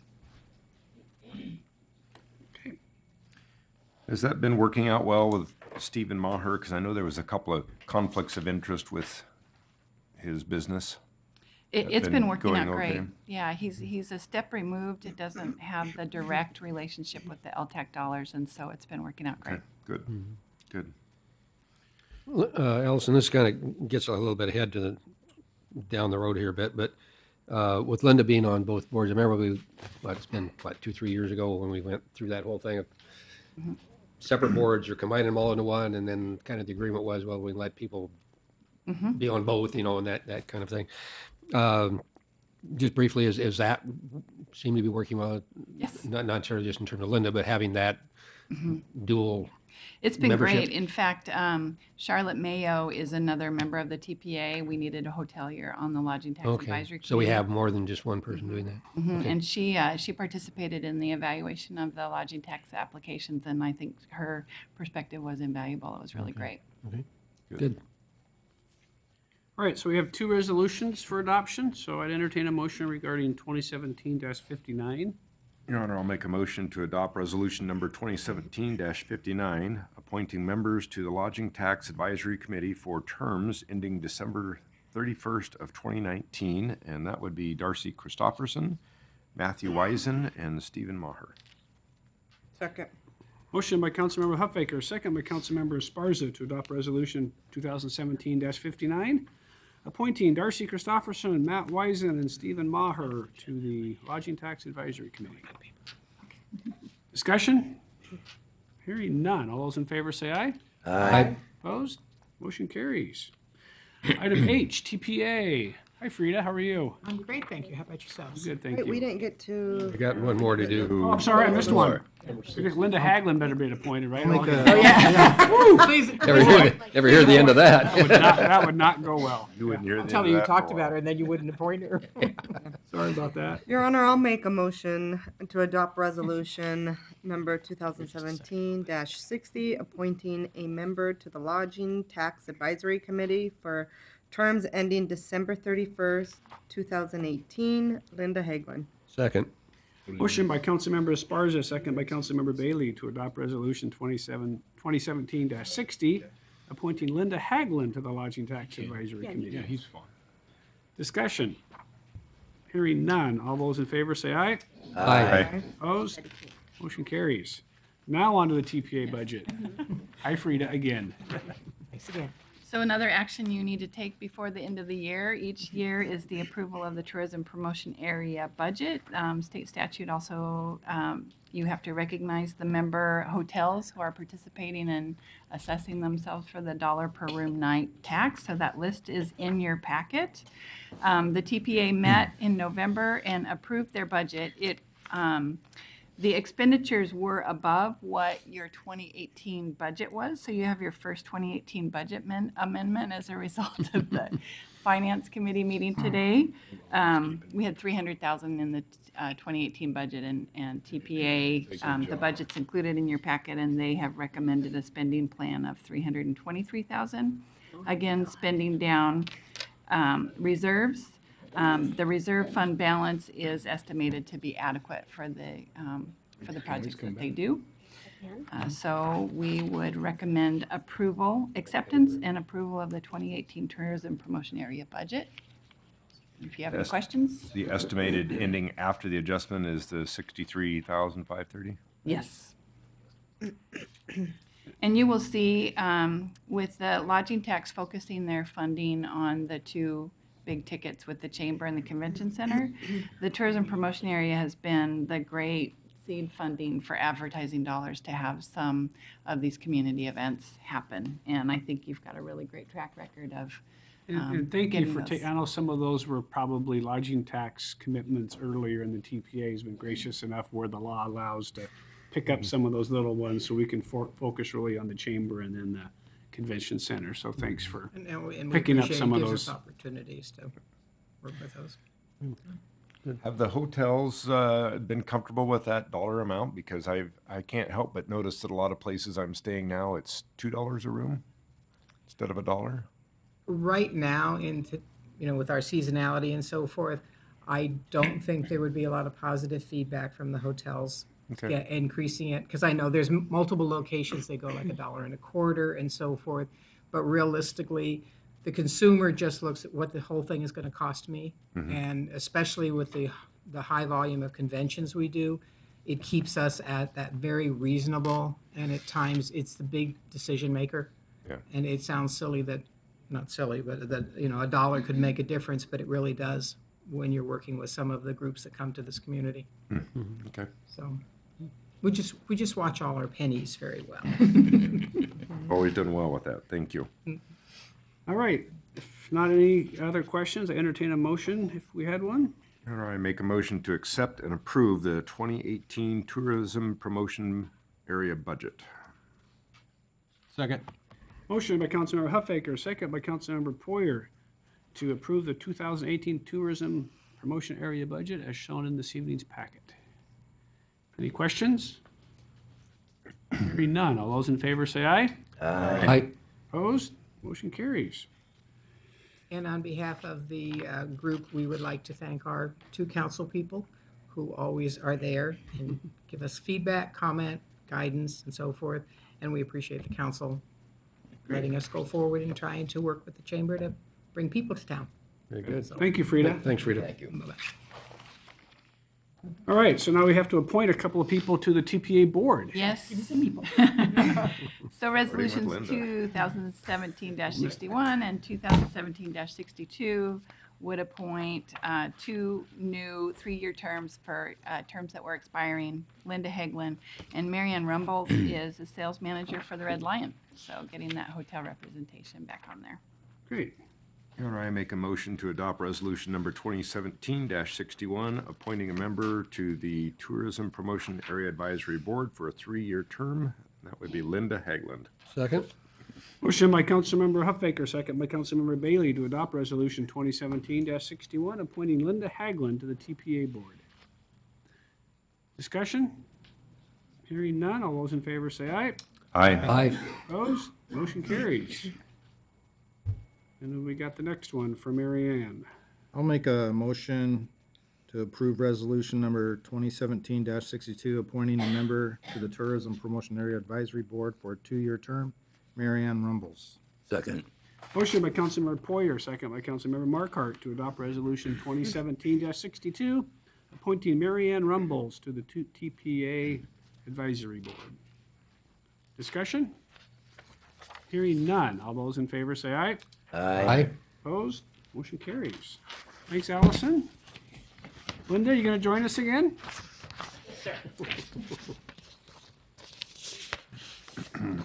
All right, item J, Wenatchee Historic Preservation Board, reappointment. Mr. Neuschwander, how are you? Doing well. Good evening, Mr. Mayor, members of the council. So before you this evening, we have a reappointment of Mark Seaman to the Historic Preservation Board. Mark has been serving for a number of years and is a valued member and has expressed an interest to be reappointed, and the Historic Board has forwarded a recommendation that occur. And so we have Resolution 2017-69 that would accomplish that. All right. Any questions for Stephen? If not, I would entertain a motion. I'd like to make a resolution, adopt a resolution number 2017-69, reappointing a voting representative to the Wenatchee Historic Preservation Board for a 3-year term, Mark Seaman. Second. Motion by Councilmember Markart, second by Councilmember Huffaker to adopt Resolution 2017-69, reappointing Mark Seaman to the Historic Preservation Board. Discussion? Hearing none. All those in favor say aye. Aye. Aye. Opposed?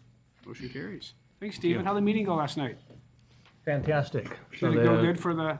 Yes, the folks down the road? Historic Board heard a public hearing on the certificate of appropriateness for the Jones and Jones building for a complete remodel, interior and exterior of that, and unanimously recommended that that be approved. And Good. so I think their schedule, February is when they want to begin, or they're doing the tour, I think, of the building before they demolish or remodel in February. They hope to be in the building by this time next year. So they have a very aggressive time frame, but Great. looks like a great remodel, a great repurposing of the building. What does the remodel entail as to the outside of the building? So they've got a good mixture of historic features. So they'll be replacing a lot of the cornices and eaves and other parts of the exterior that have been just rotting away over time, lack of maintenance, water damage. So they'll be replacing those with some modern materials that will last a long time. Redoing all the brickwork, tuck pointing the brick, sealing the brickwork again.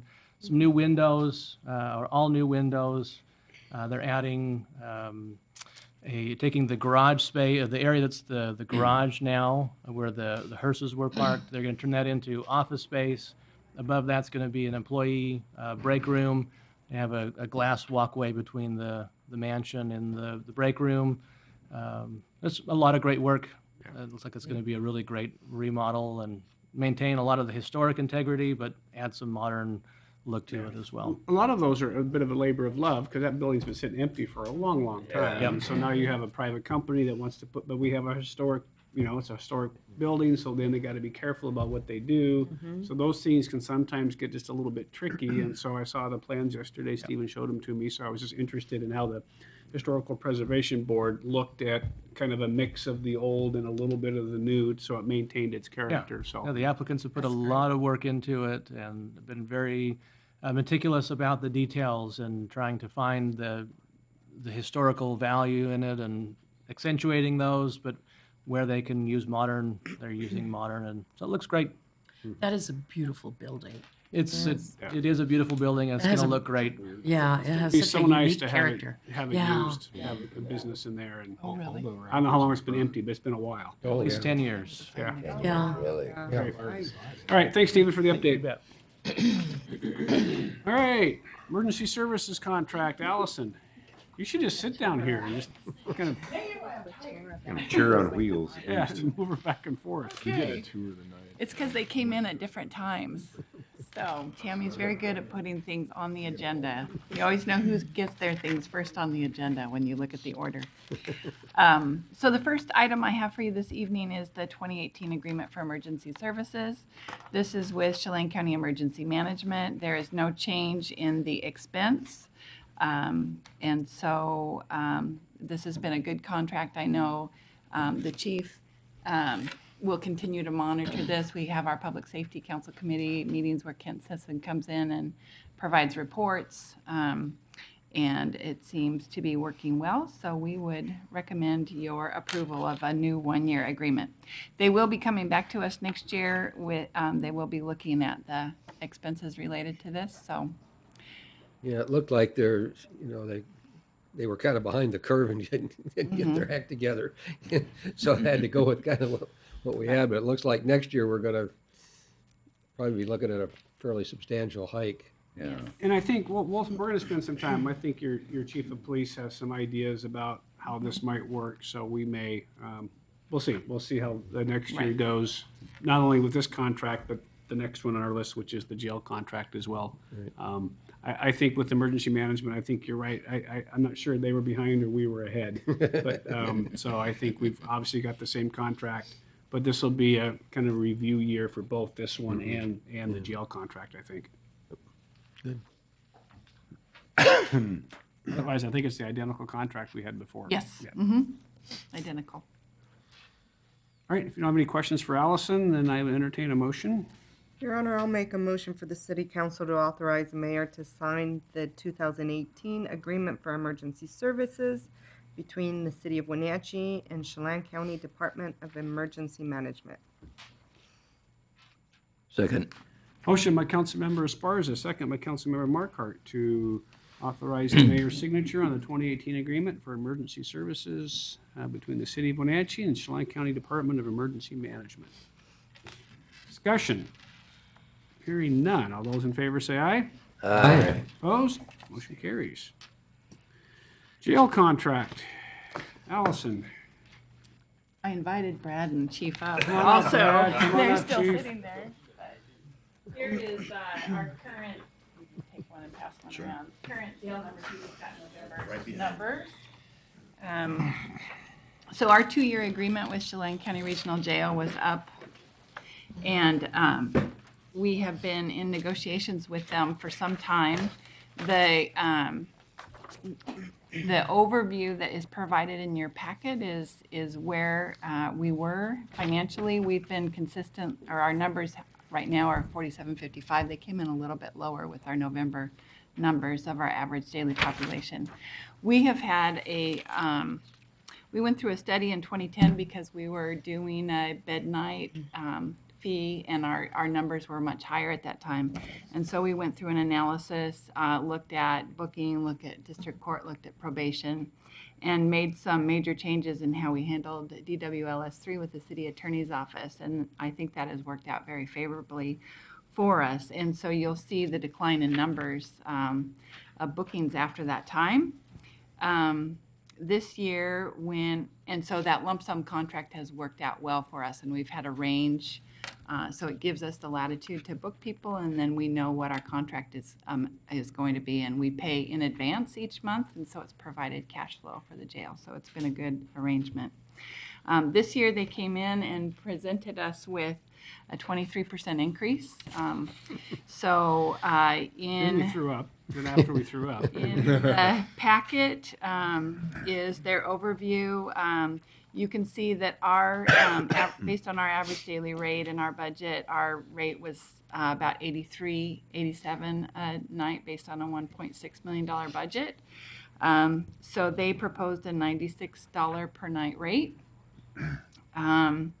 We went back and asked them to reconsider that and consider the partnership, and that we are one of their larger users, so perhaps a lower rate per night would be more favorable. They returned to us and said this is the rate for all of their other cities. And the chief, at the same time, did some research with East Wenatchee, Douglas County, looked at the arrangement with Okanagan County. Douglas County pays a booking fee at Chelan County Regional Jail that is currently $149, but going up. 148, but going up.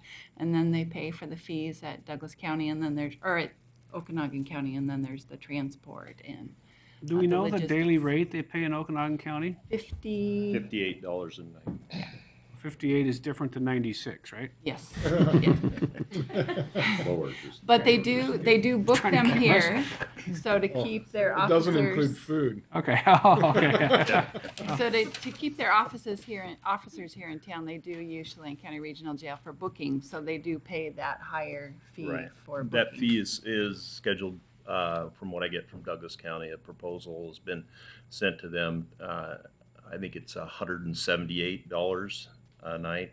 The agreement that the jail proposed for the city has a 24-hour block of time. So Douglas County has a completely different contract. If you book somebody, say, in at 11 o'clock at night, that's one day. Right.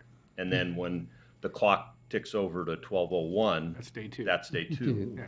So it's Any a much part, any different. part of a day counts as a day. Right. Yeah. I've got a phone call out to East Wenatchee. They haven't returned it yet, but I'd kind of like to look at what they're actually paying, because with Allison and I doing our research on it, we've actually found that there's varying rates between what Department of Corrections is charged versus the city's proposed charge. So it's kind of all over the board, really. I think from my perspective, you have in your council packet this little 1.5, 1.6, and we always kind of looked at where our rates were, and we'd always budget, if we budgeted $1.7 million, we'd always come in at $1.6 million, or if we budgeted $1.6 million, we'd come in at $1.5 million. So we were monitored this and paid really close attention to kind of where we sat. Obviously, our daily rate this year, if you look at 47, is actually below any of the numbers they got, right? So we're paying them $1.5 million, and that's just the lowest it goes. So we were a bit shocked when we saw a 23% increase. I think the initial, where it says 1.5, was 1.8 something. I mean, it was just like. And did they give any reasoning on why they went up They so said high? their costs to run the jail are going up and that we needed to pay our fair share. So we countered back with a 10% increase. I said just 10% across the board. Make 1.5, 1 point, whatever, just 10% across the board. And let's keep doing it where we prepay. Because we pay January's bill January 1st. We don't have any inmates until, you know. And so we just couldn't seem to get to the finish line on the concept that didn't have the 23% increase. So under this formula, we're going to pay $96 a night, which makes me want to get ill. But we won't pay for January's, they'll bill us sometime mid-February, right? So here's how many people you had. We'll stick it in accounts payable. It'll do its deal over there, and they'll get their check 1st of March, 5th of March, as opposed to the 1st of January. So we kind of thought maybe that cash flow was helpful to them, but they didn't seem to want anything to do with it. So we're sitting here looking at, $96 a night. I think we budgeted $1.6 million, $1.6 million. Budgeted $1.6 million, and if we maintain our current average daily population through 2018, then we'll end up needing 1.68.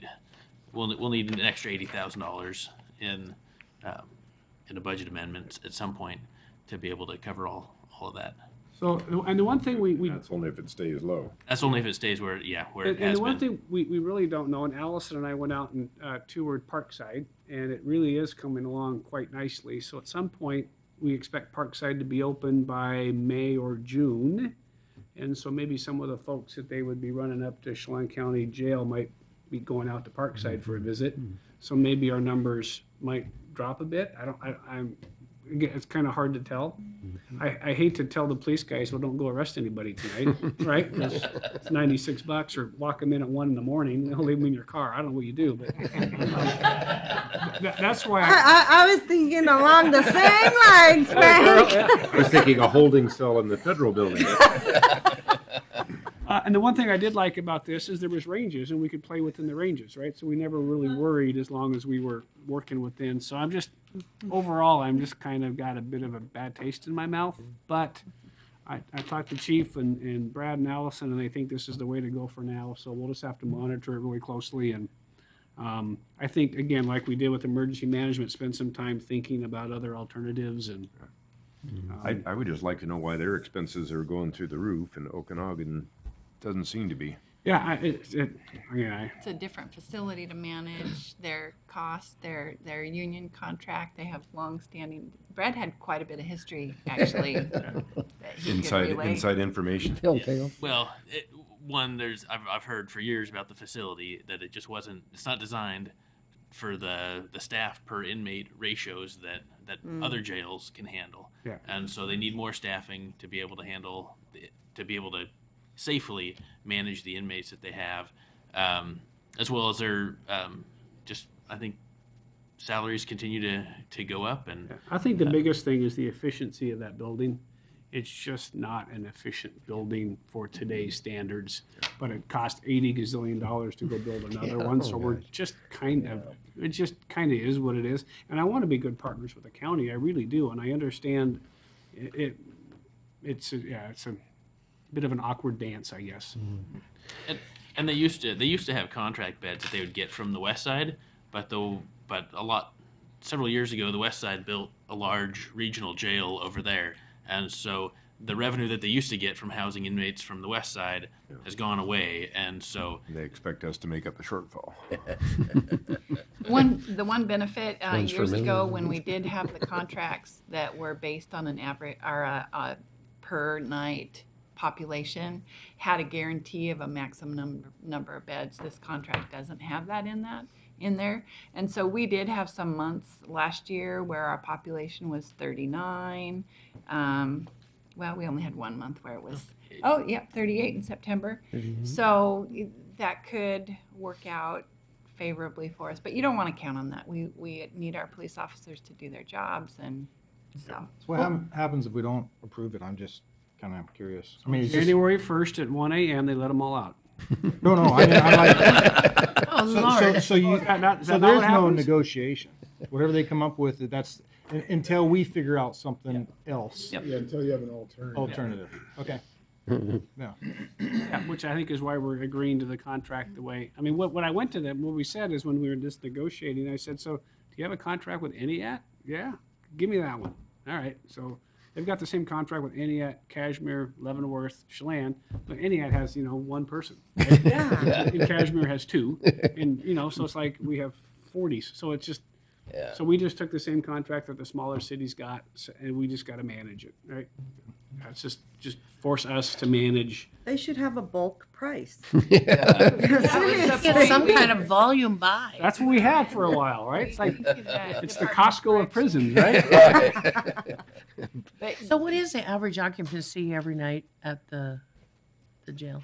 Oh, this is, total, couple hundred? Couple hundred? 230-ish, What's that? 230-ish. 230? How many beds do they have? I think I've heard 300 something in the past with their annexes that they've got. I mean, they used to get all of Douglas counties. I can give you, I'll just give you since I am on the internet. So City of Kashmir, 1.3, City of Chelan, 3.5. This is for November. This is average. East Wenatchee, 9. City of Entiat, almost nothing. Leavenworth, 1. Wenatchee, 46. Chelan County, which includes the felonies, 133. Department of Corrections, 45. Douglas County, 1. The U.S. Marshal, 1. And others, for about 244 people average. That's kind of the... Brad, I guess you'd be the one that answers on the, whatever page we're on here, 128 of our packet. There's a pie chart and then another thing down below there. Whoever created that was a genius, by the way. Well, is this your work? Yeah, this format. It was created several years ago, and whoever designed it was I'm an old history teacher, and math was never my strong point, but I can read a graph, I think. It's probably him. I guess what I'm wondering is if you add the pie chart up, it's $83.30. They're charging us 96. Where's the other $12 bucks, $12.70 going? They miss a sliver? Well, whoever designed this was a genius, but I didn't create this. budget is I didn't not- prepare the back 2018 one. Yeah. No, I didn't add up all the slices I on think that. those are in hundreds of thousands of dollars. Well, it's supposed to be, it's kind of, they did it by night, so it's supposed to be, yeah. Probably rounded up the numbers to the Yeah, nearest yeah. tenth. The issue when I look at this, Jim, is, are we supposed to pay for building depreciation? That's something we should pay. There's the interfund charges of $9.50, which might be the part that's may or may not, it's in there. That's their allocation of commissioner time and the accounting staff and other sorts of. All the overhead. All the overhead Yeah, stuff, and yeah. they just kind of, like we do the same thing, fly it in the rate, and so, It must you not can have argue updated. with, Yeah. at the end of the day, Council. we don't have a lot of negotiating room. And they say 96, and the other small cities are paying 96, and we're going to have 1 year where we pay 96 and try to figure out what's best going forward. I don't know how else So- we get. So apparently, That's Totally their right, though. chart. These yeah, this numbers is do not Chelan pay. County's chart, and apparently they didn't update 0.8. Here they go, the numbers It's above 180 to grand, so I tied to don't the know if this numbers is below. money. Okay. I was just wondering if there's some extra money being slipped under the table there. So. Okay. All right, any other questions regarding this lovely contract? If not, I would entertain a motion. Not a 1 year deal. Well, Your Honor, I would make a motion for the City Council to authorize the mayor's signature on the Fifth Amendment to the interlocal agreement between Chelan County and the City of Wenatchee for the housing of inmates. Second.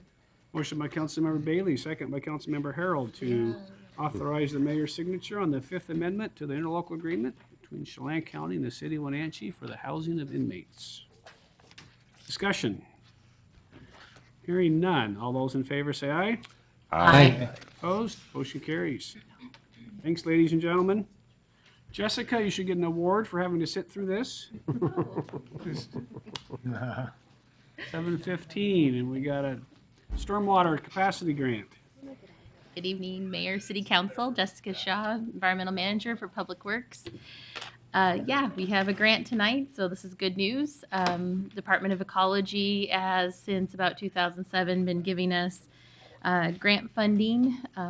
This is to help support our stormwater program under our National Pollution Discharge Elimination System permit that the state issues us each year. The $50,000, there's no match required. We just have to provide them documentation that we have used the money for stormwater activities under our permit. And did we? We will. All right, any questions for Jessica? Well, I want to hurry up before it goes away, so I'll make a motion for the city council to authorize the mayor's signature on the 2017-2019 biennial stormwater capacity grant agreement with the Washington State Department of Ecology. Second. Motion by Councilmember Poyer, second by Councilmember Harold to authorize the mayor's signature on the biennial stormwater capacity grant between Washington State Department of Ecology and the City of Wenatchee. Discussion? Hearing none. All those in favor say aye. Aye. Opposed? Motion carries. Thank you, Jessica. Thank you very much. Regional Water Redundancy Contract.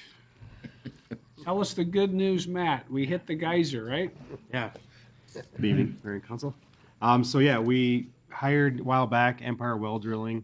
They were the lowest responsive bidder for our exploratory well drilling project. This was to drill a test well down by the Rock Island Dam. We drilled this well, they found water.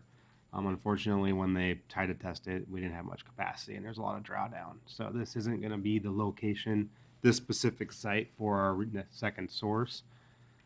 So we're working on another, we're meeting with the Regional Water Board later this month to discuss next steps, but we're not really going to give up on this location. I don't think we're going to look at drill other wells near here just to see if maybe we just got a fluke spot. And so did we drill one well, or we drill 4 or 5 wells in a pretty close proximity? Yeah, we drilled one well.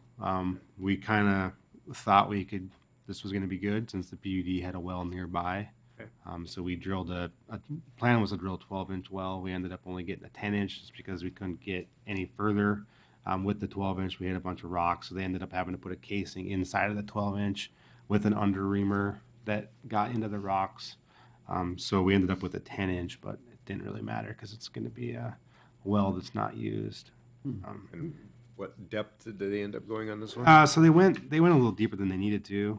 They hit bedrock at 240 and then kept going to 285. But they found water at 195. So, okay. Well, what's the depth of the well up at Lincoln Rock? I don't know the answer to that off the top of my head. I was just wondering because I remember they found the original. Yeah, and then they went deeper and found more. And then they accidentally went deeper and found even more. So yeah, yeah. The geologist that was working on this thought this was the area that we wanted to target, and this is kind of the area that the PUD well is targeting. Okay. So this money's all split between us, Douglas County, and Shawnee County PUD. Mm-hmm. So this what we're after tonight is just to accept the work that Empire Well Drilling did. They drilled a test well, and they gave results to our consultant who's putting together a final report on next steps. They didn't find water. Okay. And there was a little extra or something because they had to put in that under reamer that I mentioned. Yeah. We had to, get a change order for that. They first came with a cable tool drill rig. That way that works, it's just kind of hammers down and then gets material out. And that was going really slow. So we ended up giving them a time extension. And then they brought in a different rotary drilling rig, which is like a hammer drill where it drills it out. And that worked a lot faster. But then we hit the rock, and then they ended up having to do the under reamers. It took longer than we were hoping, but it it only ended up costing us an extra $3,000. Not too bad. All right, I entertain a motion if we had one. Your Honor, I move for City Council to accept the work performed by the contractor Empire Well Drilling LLC on the exploratory well drilling and testing project number 1302 and further authorize the mayor to sign the final contract voucher certification on behalf of the city of Wenatchee. Second. We got this. Motion by Councilmember Harold, second by Councilmember Poyer to accept the work performed by Empire Well Drilling and authorize the mayor's signature on the final contract voucher. Discussion? Hearing none. All those in favor say aye. Aye. Opposed? Motion carries. Thanks, Matt. You want to do the lease side, the park side lease next? Perfect. And do we have a copy of that in front of us? It was sent out today in your packet, or in a separate email. Yeah, and we have hard copies Provided you here. with the copy. Here it is.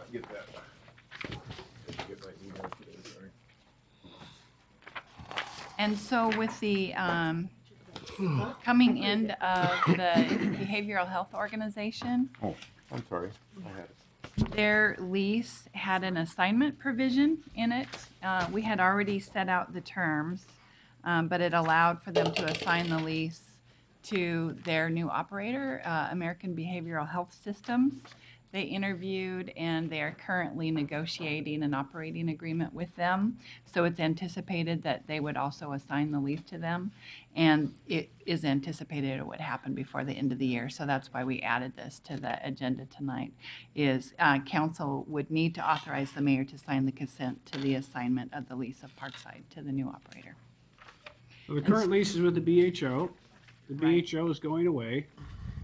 Some company, American Behavioral Health Systems from American Spokane. Behavior, is going to take over the building when it's finished. Right. And so this lease is getting assigned between us and the BHO to us and American Behavioral Health. Systems. And the BHO wanted it done before they went away, and they go away like At the end of the year. the end of the year. A form of them will exist to close out the construction contract. This is the exact same lease that we had signed. We're just you're gonna authorize me to assign it to somebody else. And it is $1 per year lease until January 1st of 2020, where it then becomes a monthly lease payment. $7,000, yeah. That lease payment is set aside for the building to repair major systems.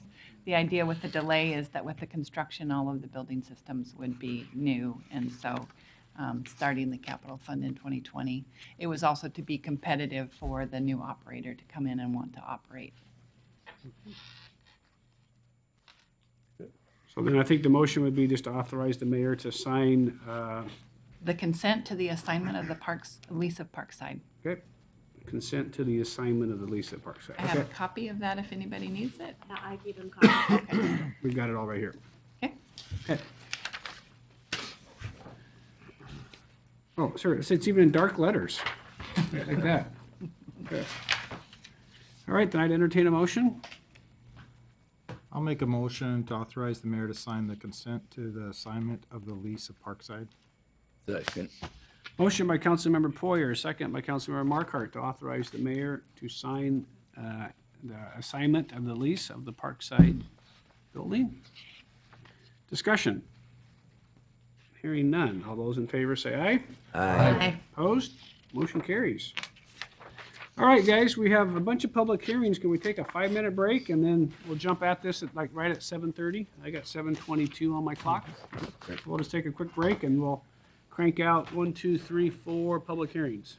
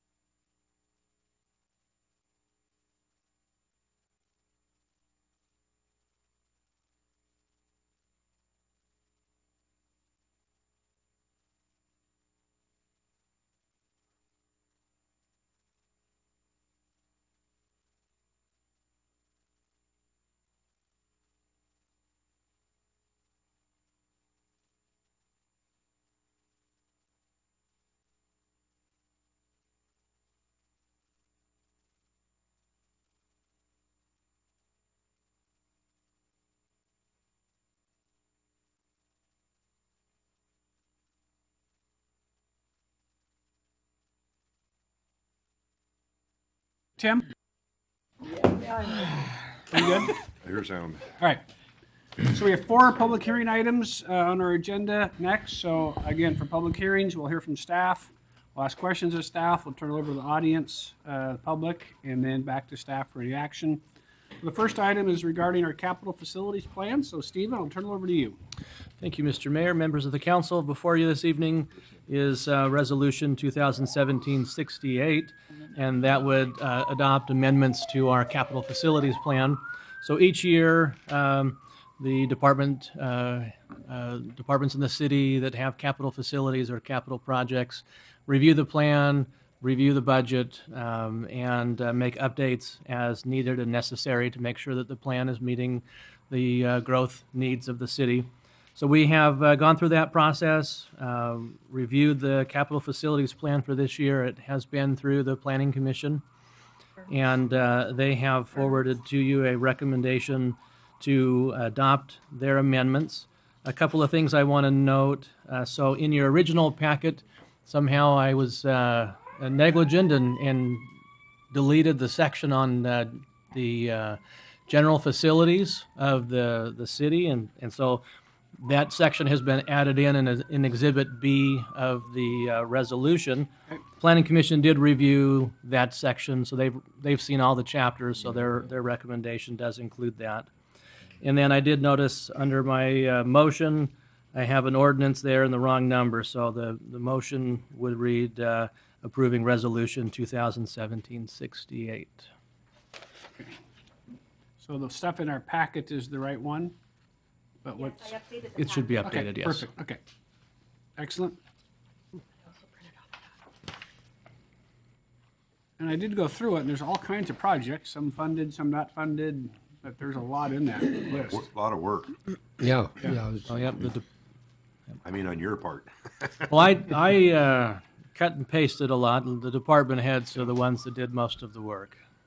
But at the end of the day, we don't get federal grants or state grants if they're not in our capital facilities plan, right? So we have to have a plan, they gotta be in the plan, so. Correct. All right, any questions for Stephen? No, I think this. All right, any member of the audience wish to address the city council regarding the capital facility plan? Seeing no takers, I will turn it over to the council for any action they may wish to take. You know, I make a motion to adopt resolution number 2017-68, adopting yearly amendments to the City of Wenatchee Capital Facilities Plan. Second. Motion by Councilmember Huffaker, second by Councilmember Harold to adopt resolution 2017-68, adopting the yearly amendments to the City of Wenatchee Capital Facilities Plan. Discussion?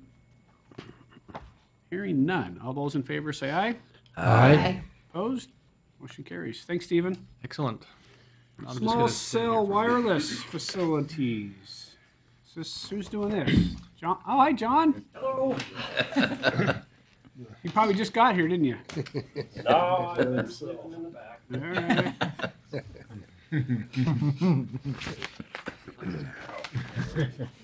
Nice to see you. Who am I skipping? You just kind of Nobody yet.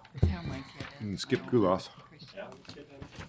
Thank you. There's a kid on Survivor. Thank you. All right, gentlemen, educate us on small cell wireless again. Or better yet, what you came up with. Yeah. Yeah, just the brief history. So we did enact a moratorium about a year ago and then extended that for 6 months. And so that was dealing with the new technology for wireless transmission facilities in the right-of-way. We looked at various codes from other jurisdictions and have reached out to some of the service providers, which they've provided comments. And so we put together our draft code, took that to both the Historic Preservation Board and the Planning Commission. And with that, we put together Ordinance 2017-31. And so what this would do would allow these small cell wireless facilities in the right-of-way in all zoning districts. It would allow them up to a maximum height of 50 feet, consistent with the existing utility poles. We have some aesthetic requirements in there that would provide for consideration of the surrounding environment. They'd have to flush mount utilities onto the existing support structure, color matching, stealth, camouflaging. And then within the Grandview Historic District, the location would be limited to the right-of-ways in the alley. And that was consistent with what the Historic Board had told us. So this has all been put into Ordinance 2017-31, and that's open for consideration. What version of draft did you send to these companies that they were responding on? Was it the latest version, or did you make tweaks after that? So throughout the year-long moratorium, they've received updates on all of the drafts. Okay, perfect. Thank you. And so when you look through your packet, which I believe included the comments from those providers, there are different dates. And then the last item that was handed to you was received yesterday. Oh, okay. So with respect to the codification of the wireless stuff, these companies all have franchise agreements with the city already, so that permits are needed, not needed? How do we, I would say police, but how do we police the code and make sure that they're adopting to what we've got going? So actually the next item before you, which is the next public hearing item, will be the process by which they will seek a franchise with the city. It'll add. This will be a different franchise than they currently have? Correct. We have one for cable communications right now, such as Charter Communications. Right.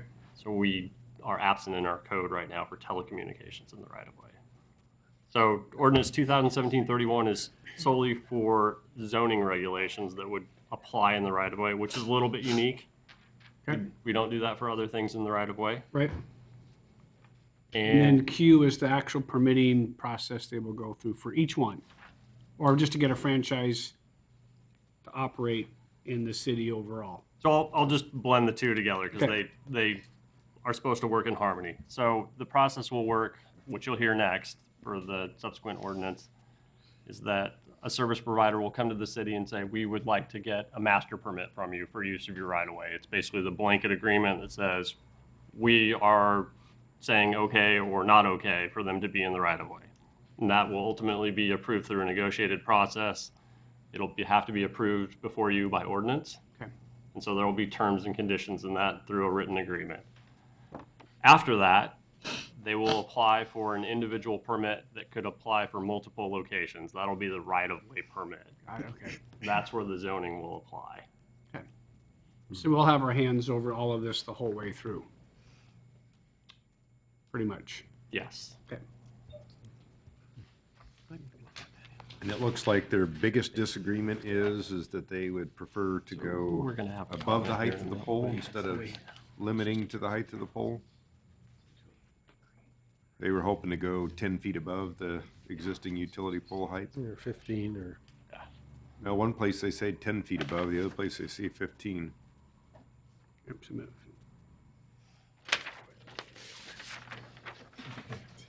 So yeah, that was the height of the pole was an ongoing conversation, and is one of the important aspects of this is how tall do we want poles and additions to those poles.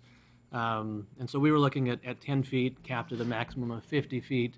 And the providers, and you'll hear testimony tonight from Verizon representatives of adding additional height to meet minimum safety clearance requirements for power lines. And so we think that's an appropriate addition to the ordinance to allow for an addition to the pole if it's for safety requirements, to make sure that they have adequate space to operate and on those poles without creating a safety hazard. But that's the only time you would allow them to go higher is Correct. if there was a safety issue. Correct. So Okay. staff recommends that amendment be included for your consideration. So that is number 1 on page 2 of the letter that was just handed to you. Yes. That number 1 with the revised text there, that's what we would be changing the draft code to reflect. Okay. John, do you have an extra letter for our record over here? Did you not get a copy of it, Tammy? Okay. We're going to have ours. And for this guy For the right guy here. who wrote it. So staff is recommending the change as shown in the letter? Correct. Okay. Read that into the, Yeah, well, let's Ordinance with let's finish up the public Yeah, hearing yeah. part and get comment from the public, and then we can kind of jump in. All right, any questions for staff while we have them in front of us before we open it up to the public? All right, stay close by. So I guess, well, we'll just go ahead and take public testimony on both items P and Q regarding the small cell wireless and/or the master permits. Hi, how are you? Hi, doing well, thank you. You deserve an award for sitting through the entire city council meeting tonight. And if you don't mind, I do have one question before I speak. Sure. Was that the letter from Kim or was it from Ken? It was from Ken. It was from Ken, okay. yes. Hi, my name is Leela Vaga. I'm a network engineer with Verizon Wireless, and I'm here today as a technical expert to help you out with any questions you might have about the technology. My one concern with the code as drafted right now was the height restrictions, and so to explain that in a bit more detail, we prefer to be in line with the lines generally. Our target height for small cells ranges between 25 and 40 feet, but there are times when the pole owners will require that we be above the lines, either because they have a need for that space below the lines or because that's not logistically viable.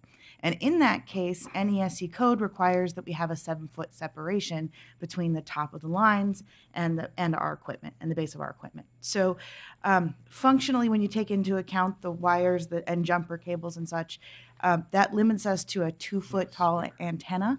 We had a 10-foot increase, and we've just got a lot of flexibility or a lot of variability in the kinds of equipment that's out there. And some of the equipment that we use is, might be a 3-foot antenna that's 8 inches wide versus the 2-foot antenna that's, say, a foot wide. So we just need a little bit more flexibility for that. So what we propose, I haven't seen Ken's language, but what we would suggest from Verizon would be just putting something in there to the effect of capping it at the minimum necessary to maintain the clearances required by the pole owner and to meet their code requirements. The same with the 50-foot height increase. For a lot of installations, that's going to be just fine, but there would certainly be instances where you might already have a pole that's 40 feet tall, and then we're adding our equipment on. Also, when it comes to replacing poles, pole owners often take that opportunity to clear up any inconsistencies with our standard that are on the pole or make additional space in the comm space, so driven by their needs as opposed to driven solely by the wireless carrier's needs. So that's another concern. So if we're increasing the pole by 10 feet for our height needs, there's nothing saying the pole owner won't then say, okay, but we need to put an extra 5 feet in the comm space for ourselves, and they would come in and permit for that with the make-ready work. But the overall height increase would end up being, more than that 10 feet. So just a couple things to consider. I'd like to really thank staff a lot, especially John. They've been wonderful about keeping us in the loop through every revision of the code as it's been drafted, and really taking our input to heart and understanding our technological challenges and the rapid evolving nature of this technology. And also, I really appreciate the city recognizing the need for this capacity and really taking action now so that we can stay ahead of the capacity demands in Wenatchee. And that's all I've got. If you have any questions for me, please don't hesitate to ask. I think the statement at the end here does address exactly what you're talking about. Allow for the minimum additional height necessary for the required safety clearance from power lines. Mm-hmm. And I see we have pictures in our packet, and I think this is the top of the pole plus, so it looks like it's consistent with what you're showing us that they would be looking like, right? Yeah. Okay. And they look fine. So if we were going to make a motion regarding the code, John, then the amendment would be to add this paragraph 1 that we have here, or is it already incorporated in there? We need a motion that would add this? Correct. We would need a motion to add that to the section. Okay. So I got a little lost. You guys recommending that? Yes. Okay. Anybody else want to address the council on this issue? I don't want to leave anybody out if there was some other. All right. So, Your Honor, I'll make a motion to adopt resolution number 2017-31, I think is the one we're going Yeah, I got lost there. 2017-31, amending the Wenatchee City Code, WCC Title 10 zoning to add a new regulation for small cell wireless facilities with the addition of the paragraph as follows. A 10 feet above the existing utility support structures in the right-of-way in places as the effective date of this ordinance located within 500 feet of the new pole up to a maximum of 50 feet above ground level. For attachments to electric utility poles, the height can be increased to allow for the minimum additional height necessary for the required safety clearance from tower lines. All right, a motion, do I have a second? Second. Second. We have a motion by Councilmember Huffaker, second by Councilmember Markart to adopt ordinance 2017-31, amending the city code Title 10 regarding small cell wireless facilities with the additions as noted. Any discussion? I have a couple of things, I guess. In our packet here, the description was the sort of the estimate of how many of these things. I'm assuming that would be citywide. So you're saying like roughly 15 per carrier. Part of the light or part of potentially, yeah. Okay, so potentially, how many carriers are we talking about here? Besides Verizon and T-Mobile, box right there, Sprint, whatever. Is there going to be a gold rush of a bunch of companies coming in to try and put these things up to get a share of the market and compete? I mean, could we have 25 companies with 10 to a pole thing here? We'll allow our resident technical expert to probably answer that question. That's kind of my vision of what I see coming here. Yeah. So it's hard to quantify the actual number that we'll have at the end of the day because we don't know where technology is going. But what we do know is that newer technologies like 5G are going to be a portion of the spectrum that is a higher frequency and carries more data traffic, but not as far.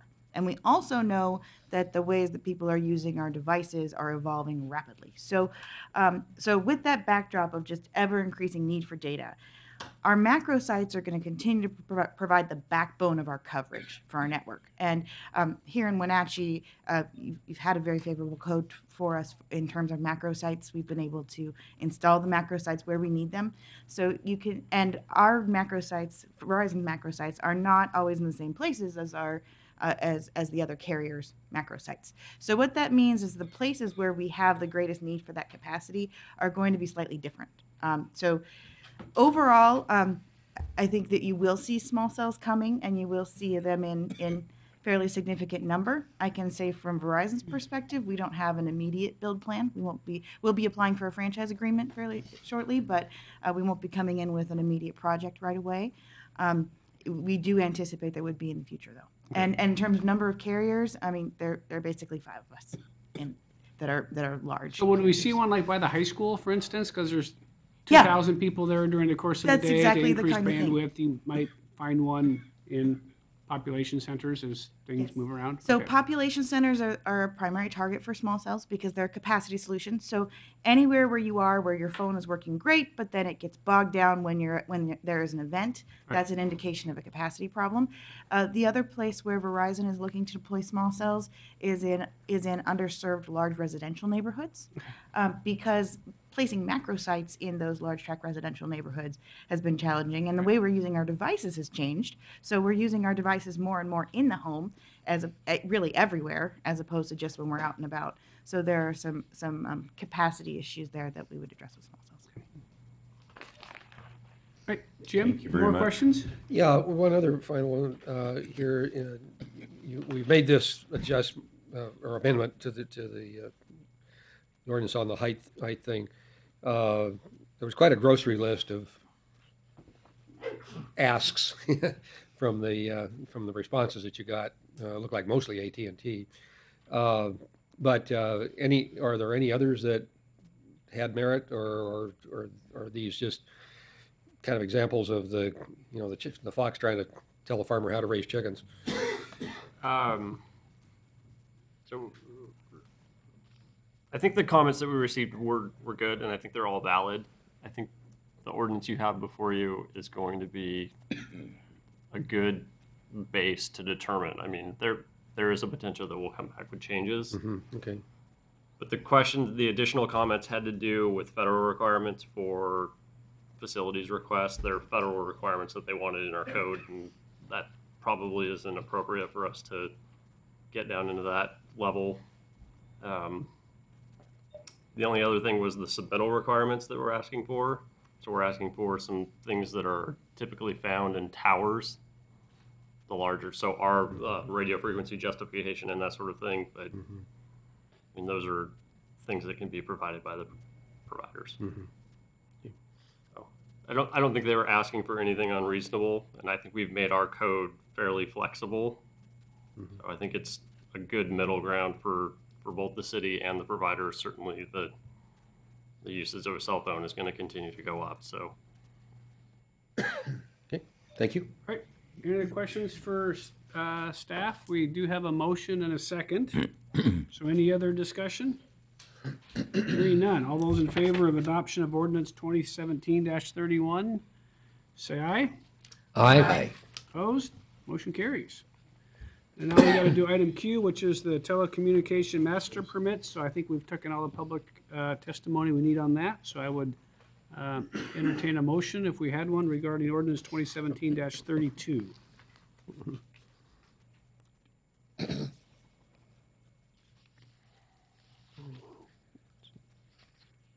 Unless you have something you want to add to the 2017-32, John, regarding the permits?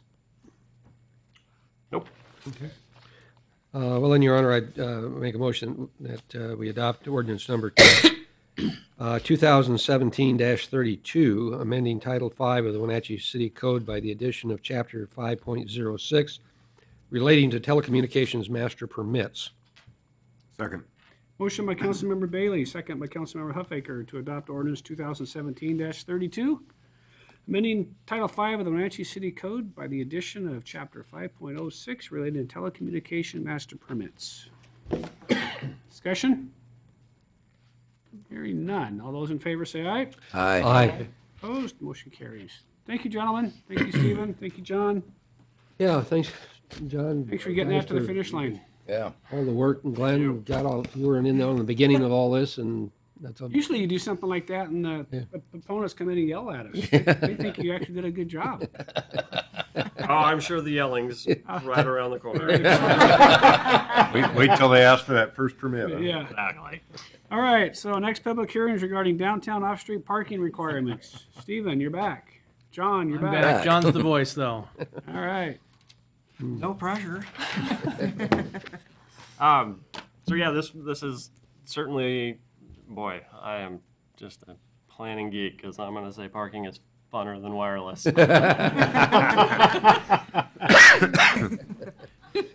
Waited till Verizon left the room for that, didn't you? It's true. So the city, in partnership with the Downtown Association and a group of local stakeholders, we worked with a parking consultant, Rick Williams, who is terrific. Can't say enough good things about him, to look at our entire parking situation occurring in downtown Wenatchee. And there was a strategic plan that came out of that process and timelines associated with that. And so we are implementing one of those strategic plans right now, which is to eliminate parking requirements in our downtown and only require parking for residential units or hotels at one space per unit.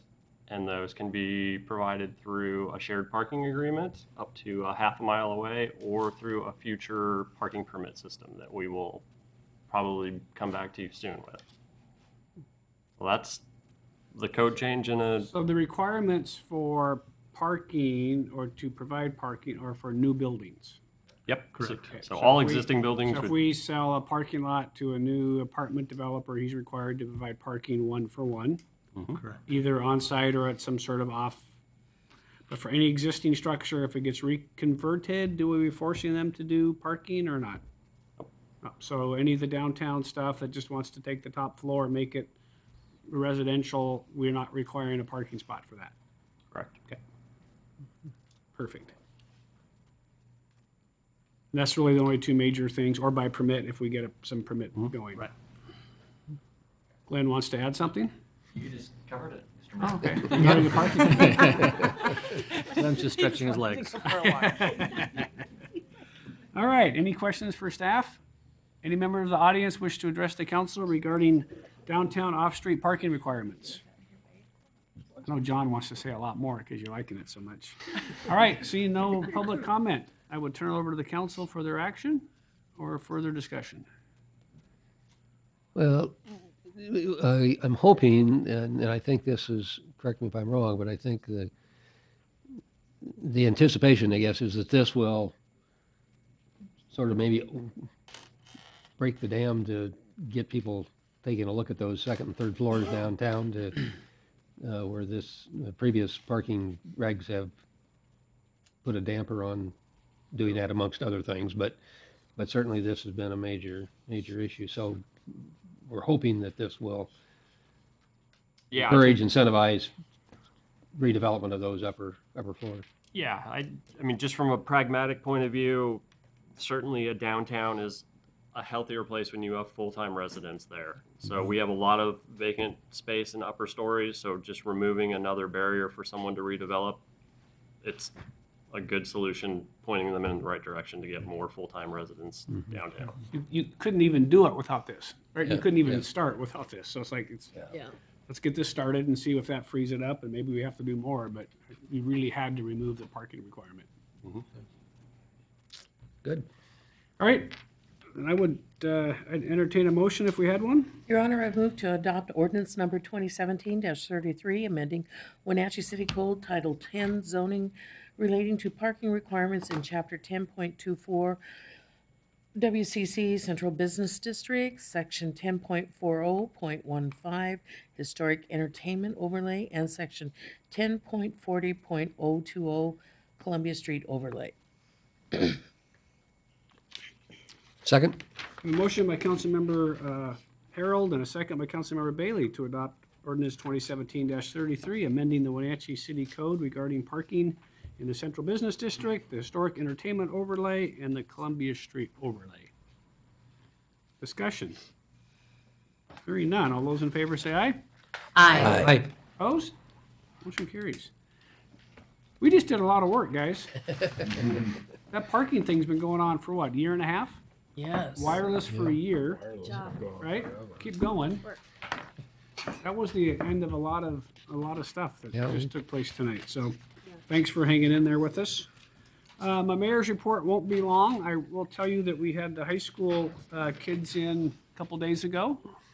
We, I have to show off Brad's beautiful. oh, yeah. Yeah. So, Nice. Genius. Yes, It's a pie chart. Got a better pie chart? Wow, another pie chart. Do the numbers add up on this one?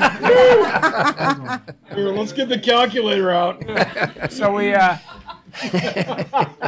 we had 7 or 8 drafting students, 7 or 8 accountants, and we ran them through the, should we buy the federal building and remodel it? So we spent, 4 or 5 hours with them, I think, on Wednesday. So always fascinating to see what the students are interested in.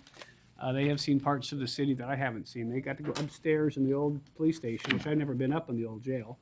We ran them through all the facilities and, what? Young Neuschwander that was helping out. Yes, Steve's kid was in the class. So anyhow, that was a good day. They did vote 13-0 to purchase it, and 11-2 to raise property taxes by somewhere around $9 million to get there. The only argument was, do you borrow 9 or do you borrow 12? That was the only thing they were all. And what was cool is they were thinking, 30 or 40 years down the road, we're never going to have to deal with space needs again, and it's only going to get more expensive, and this is the time to do it. I thought that was even some things I hadn't even thought about it. The question is, will they go home and sell it to their parents? Don't know. Hopefully. Anyhow, that was good. So don't forget, special meeting on the 28th, so we can swear in Jim and Ruth and Keith. So What that's time? 28th at noon. Okay. Yep, so come back and we'll just do the flag salute, and we'll have one of the judges come down and swear them in, and wish them well in their next 4 years. So do we want to put Mike and Ruth on to go work with Confluence Health on an agreement? I know we talked a little bit off scale. Obviously, there's about a year process. I don't know if Confluence is going to adopt the ordinance, but I really think we probably, if we're going to do it, should probably start the conversation sooner rather than later. I can't do it. I'm on their board. You know, the one you saw today was one Pete said, I'm willing to pay that. And I said, I'll get it in front of the council. Will you do 10 years? Yeah, I'll do 10 years. So what you saw was Peter Rutherford saying that's one that I would do. So that's the way you got it was. So if we're going to negotiate, I can't do it. So I'd like to be involved. Okay. Ruth, you want to do it? do. Yeah. Okay, you guys okay with that? We'll just Absolutely. okay. So you're the de facto committee to go negotiate with Confluence Health on either some form of a longer term agreement or. Ruth and I gotta figure it out ourselves first. Yeah. Negotiate each other. Get on the same page first. We gotta get on the same page. Yeah, we've met with our local legislators. Really nothing new on the Olympia side. They're getting ready for a session. Obviously, there was a Democrat that won the one seat that was the contested part. What I didn't know, I thought that would lead into a capital budget, but apparently the capital budget has bonding where the state has to go out and borrow money in order to make the capital budget happen, and that needs some sort of a supermajority, which they don't have. So we're really no further closer to getting a capital budget or the Hearst decision, because in order to borrow money, they need more than just the majority number of votes. So Olympia will happen probably about the time we come back and meet again. I'll be meeting with the department heads over the next couple of weeks, doing my year-end evaluations with them. So that's what I'll be doing over the next couple of weeks. Allison, year-end stuff, anything? Oh, We have committee assignments. you guys want to do anything different? Maybe just think about that and. What was the discussion in finance today about meeting less frequency? Well, I think we should, That come I think up? we said we should keep it the same unless, I don't want to commit to once a month. It just seems like it might, other things come up too often. But we So it felt- doesn't mean like in July, if it's slow or we don't need it, and Brad can say, hey, we don't need it, and skip it. That's what our thinking was. And we're meeting on the days that we have our regular council meetings, right? Yeah. Okay, so that works fine with me. Okay. And Public Works, I don't know, we may meet monthly, I don't know. We'll have to kind of see how that. But we do need to think about, this would be the time where we make the switch for next year, so I don't know who's on finance. Who's on finance? Me, Oh, here. Mike, and Ruth. Okay, so in theory, you guys are off. If Well, I these think guys we should want it. meet every week. in finance.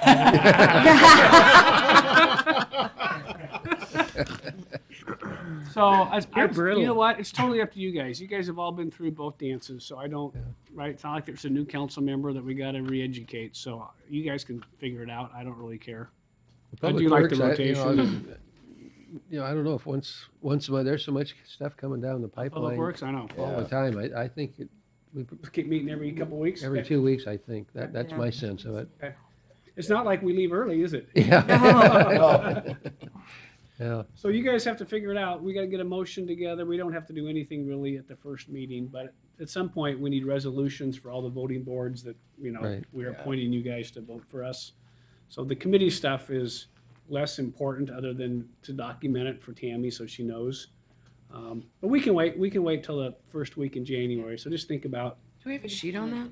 what's that? Did we get Yeah, a sheet on it that? was handed out today. Part of that package of contracts and What stuff. am I missing? Find Brad's pie chart. In there somewhere. No. I was looking for mine. Way at the very Bring up Linda. I'm happy You with can have mine. Thank you. mine. Yeah. Thank you very much. Hard to see Well, beyond fine, my brilliance. finance. Finance is really hard to do. Yeah, so we've. All right, anything on the council stuff that you've been working on? And then you also need a new mayor pro tem for next year. Yeah, I think you guys can decide that in January. Yeah. I don't know where we're at on turnsies. Are we gonna wait until mid-year to do a retreat? We'll talk about that in the first meeting in January as well. We'll sit there and try to figure out, either you do them as you do the budget or you do them at the start of the year. You are gonna hear in January from all of our department heads about their work plans for the year. There's a lot going on, so I think at the first work session in January, we'll have the department heads come in and say, here's what's going on. I know Chief's got some stuff going on regarding fleet and regarding emergency management, and now he's got the jail to deal with. Glenn, are we doing sign code this year? If we are, there's a lot of heavy lifting on a sign code. And one of those things that I don't think you start unless you're prepared to finish. And that's a pretty little, and that's one of those ones that towards the end of the day, when you tell someone they can't have a billboard on their side of their building. And of course, Steve's got all of his stuff, and Matt's got to figure out how he's going to pave all the streets. So, Sorry, Matt. And then Brad's going to figure out how to do pie charts. Hey, he's got it. Just needs to make the numbers add up. Hey, we're never going to leave you alone about this, Brad. Yeah, so you'll get that in January. So the first meeting will be a regular meeting, then we'll do a work session, and then at some point we'll bring all the boards back. Yeah. But I wanted to do the work, to get the work plan. Yeah, I think that makes sense. year But it's set really up important to first. have, all the boards and commissions come. Because Yeah, and they'll come maybe maybe in February, but I wanted these guys to, because there's a lot going on that we don't all know about that I think you guys need to be educated on. Right? Public Works knows but Finance doesn't know what Public Works is, and so this might be a good chance to get a good shot at all of it on January the 11th, maybe? The work session is the third Thursday, so it's Okay, yeah. 18th. Yeah. Okay. All right, anything else for the good of the order? Anything on council stuff? I wanted to let everyone know that on December 16th at 7, there's going to be a Posadas event at the PAC. Oh, okay. Posadas is a Mexican Christmas tradition based on the journey by Joseph and Mary, and they go around asking the innkeepers for, to host them. December what? And 16th at 7. That's at a the PAC. Saturday. Yes. Okay. So it'll involve music. It'll have the reenactment of, the 3 different inns and the innkeepers. And then it'll have a piñata at the end for kids. And then tamales and punch. Christmas punch. Ooh, what is Christmas punch? Got all kinds of stuff in it. Anna, Banana. Yes.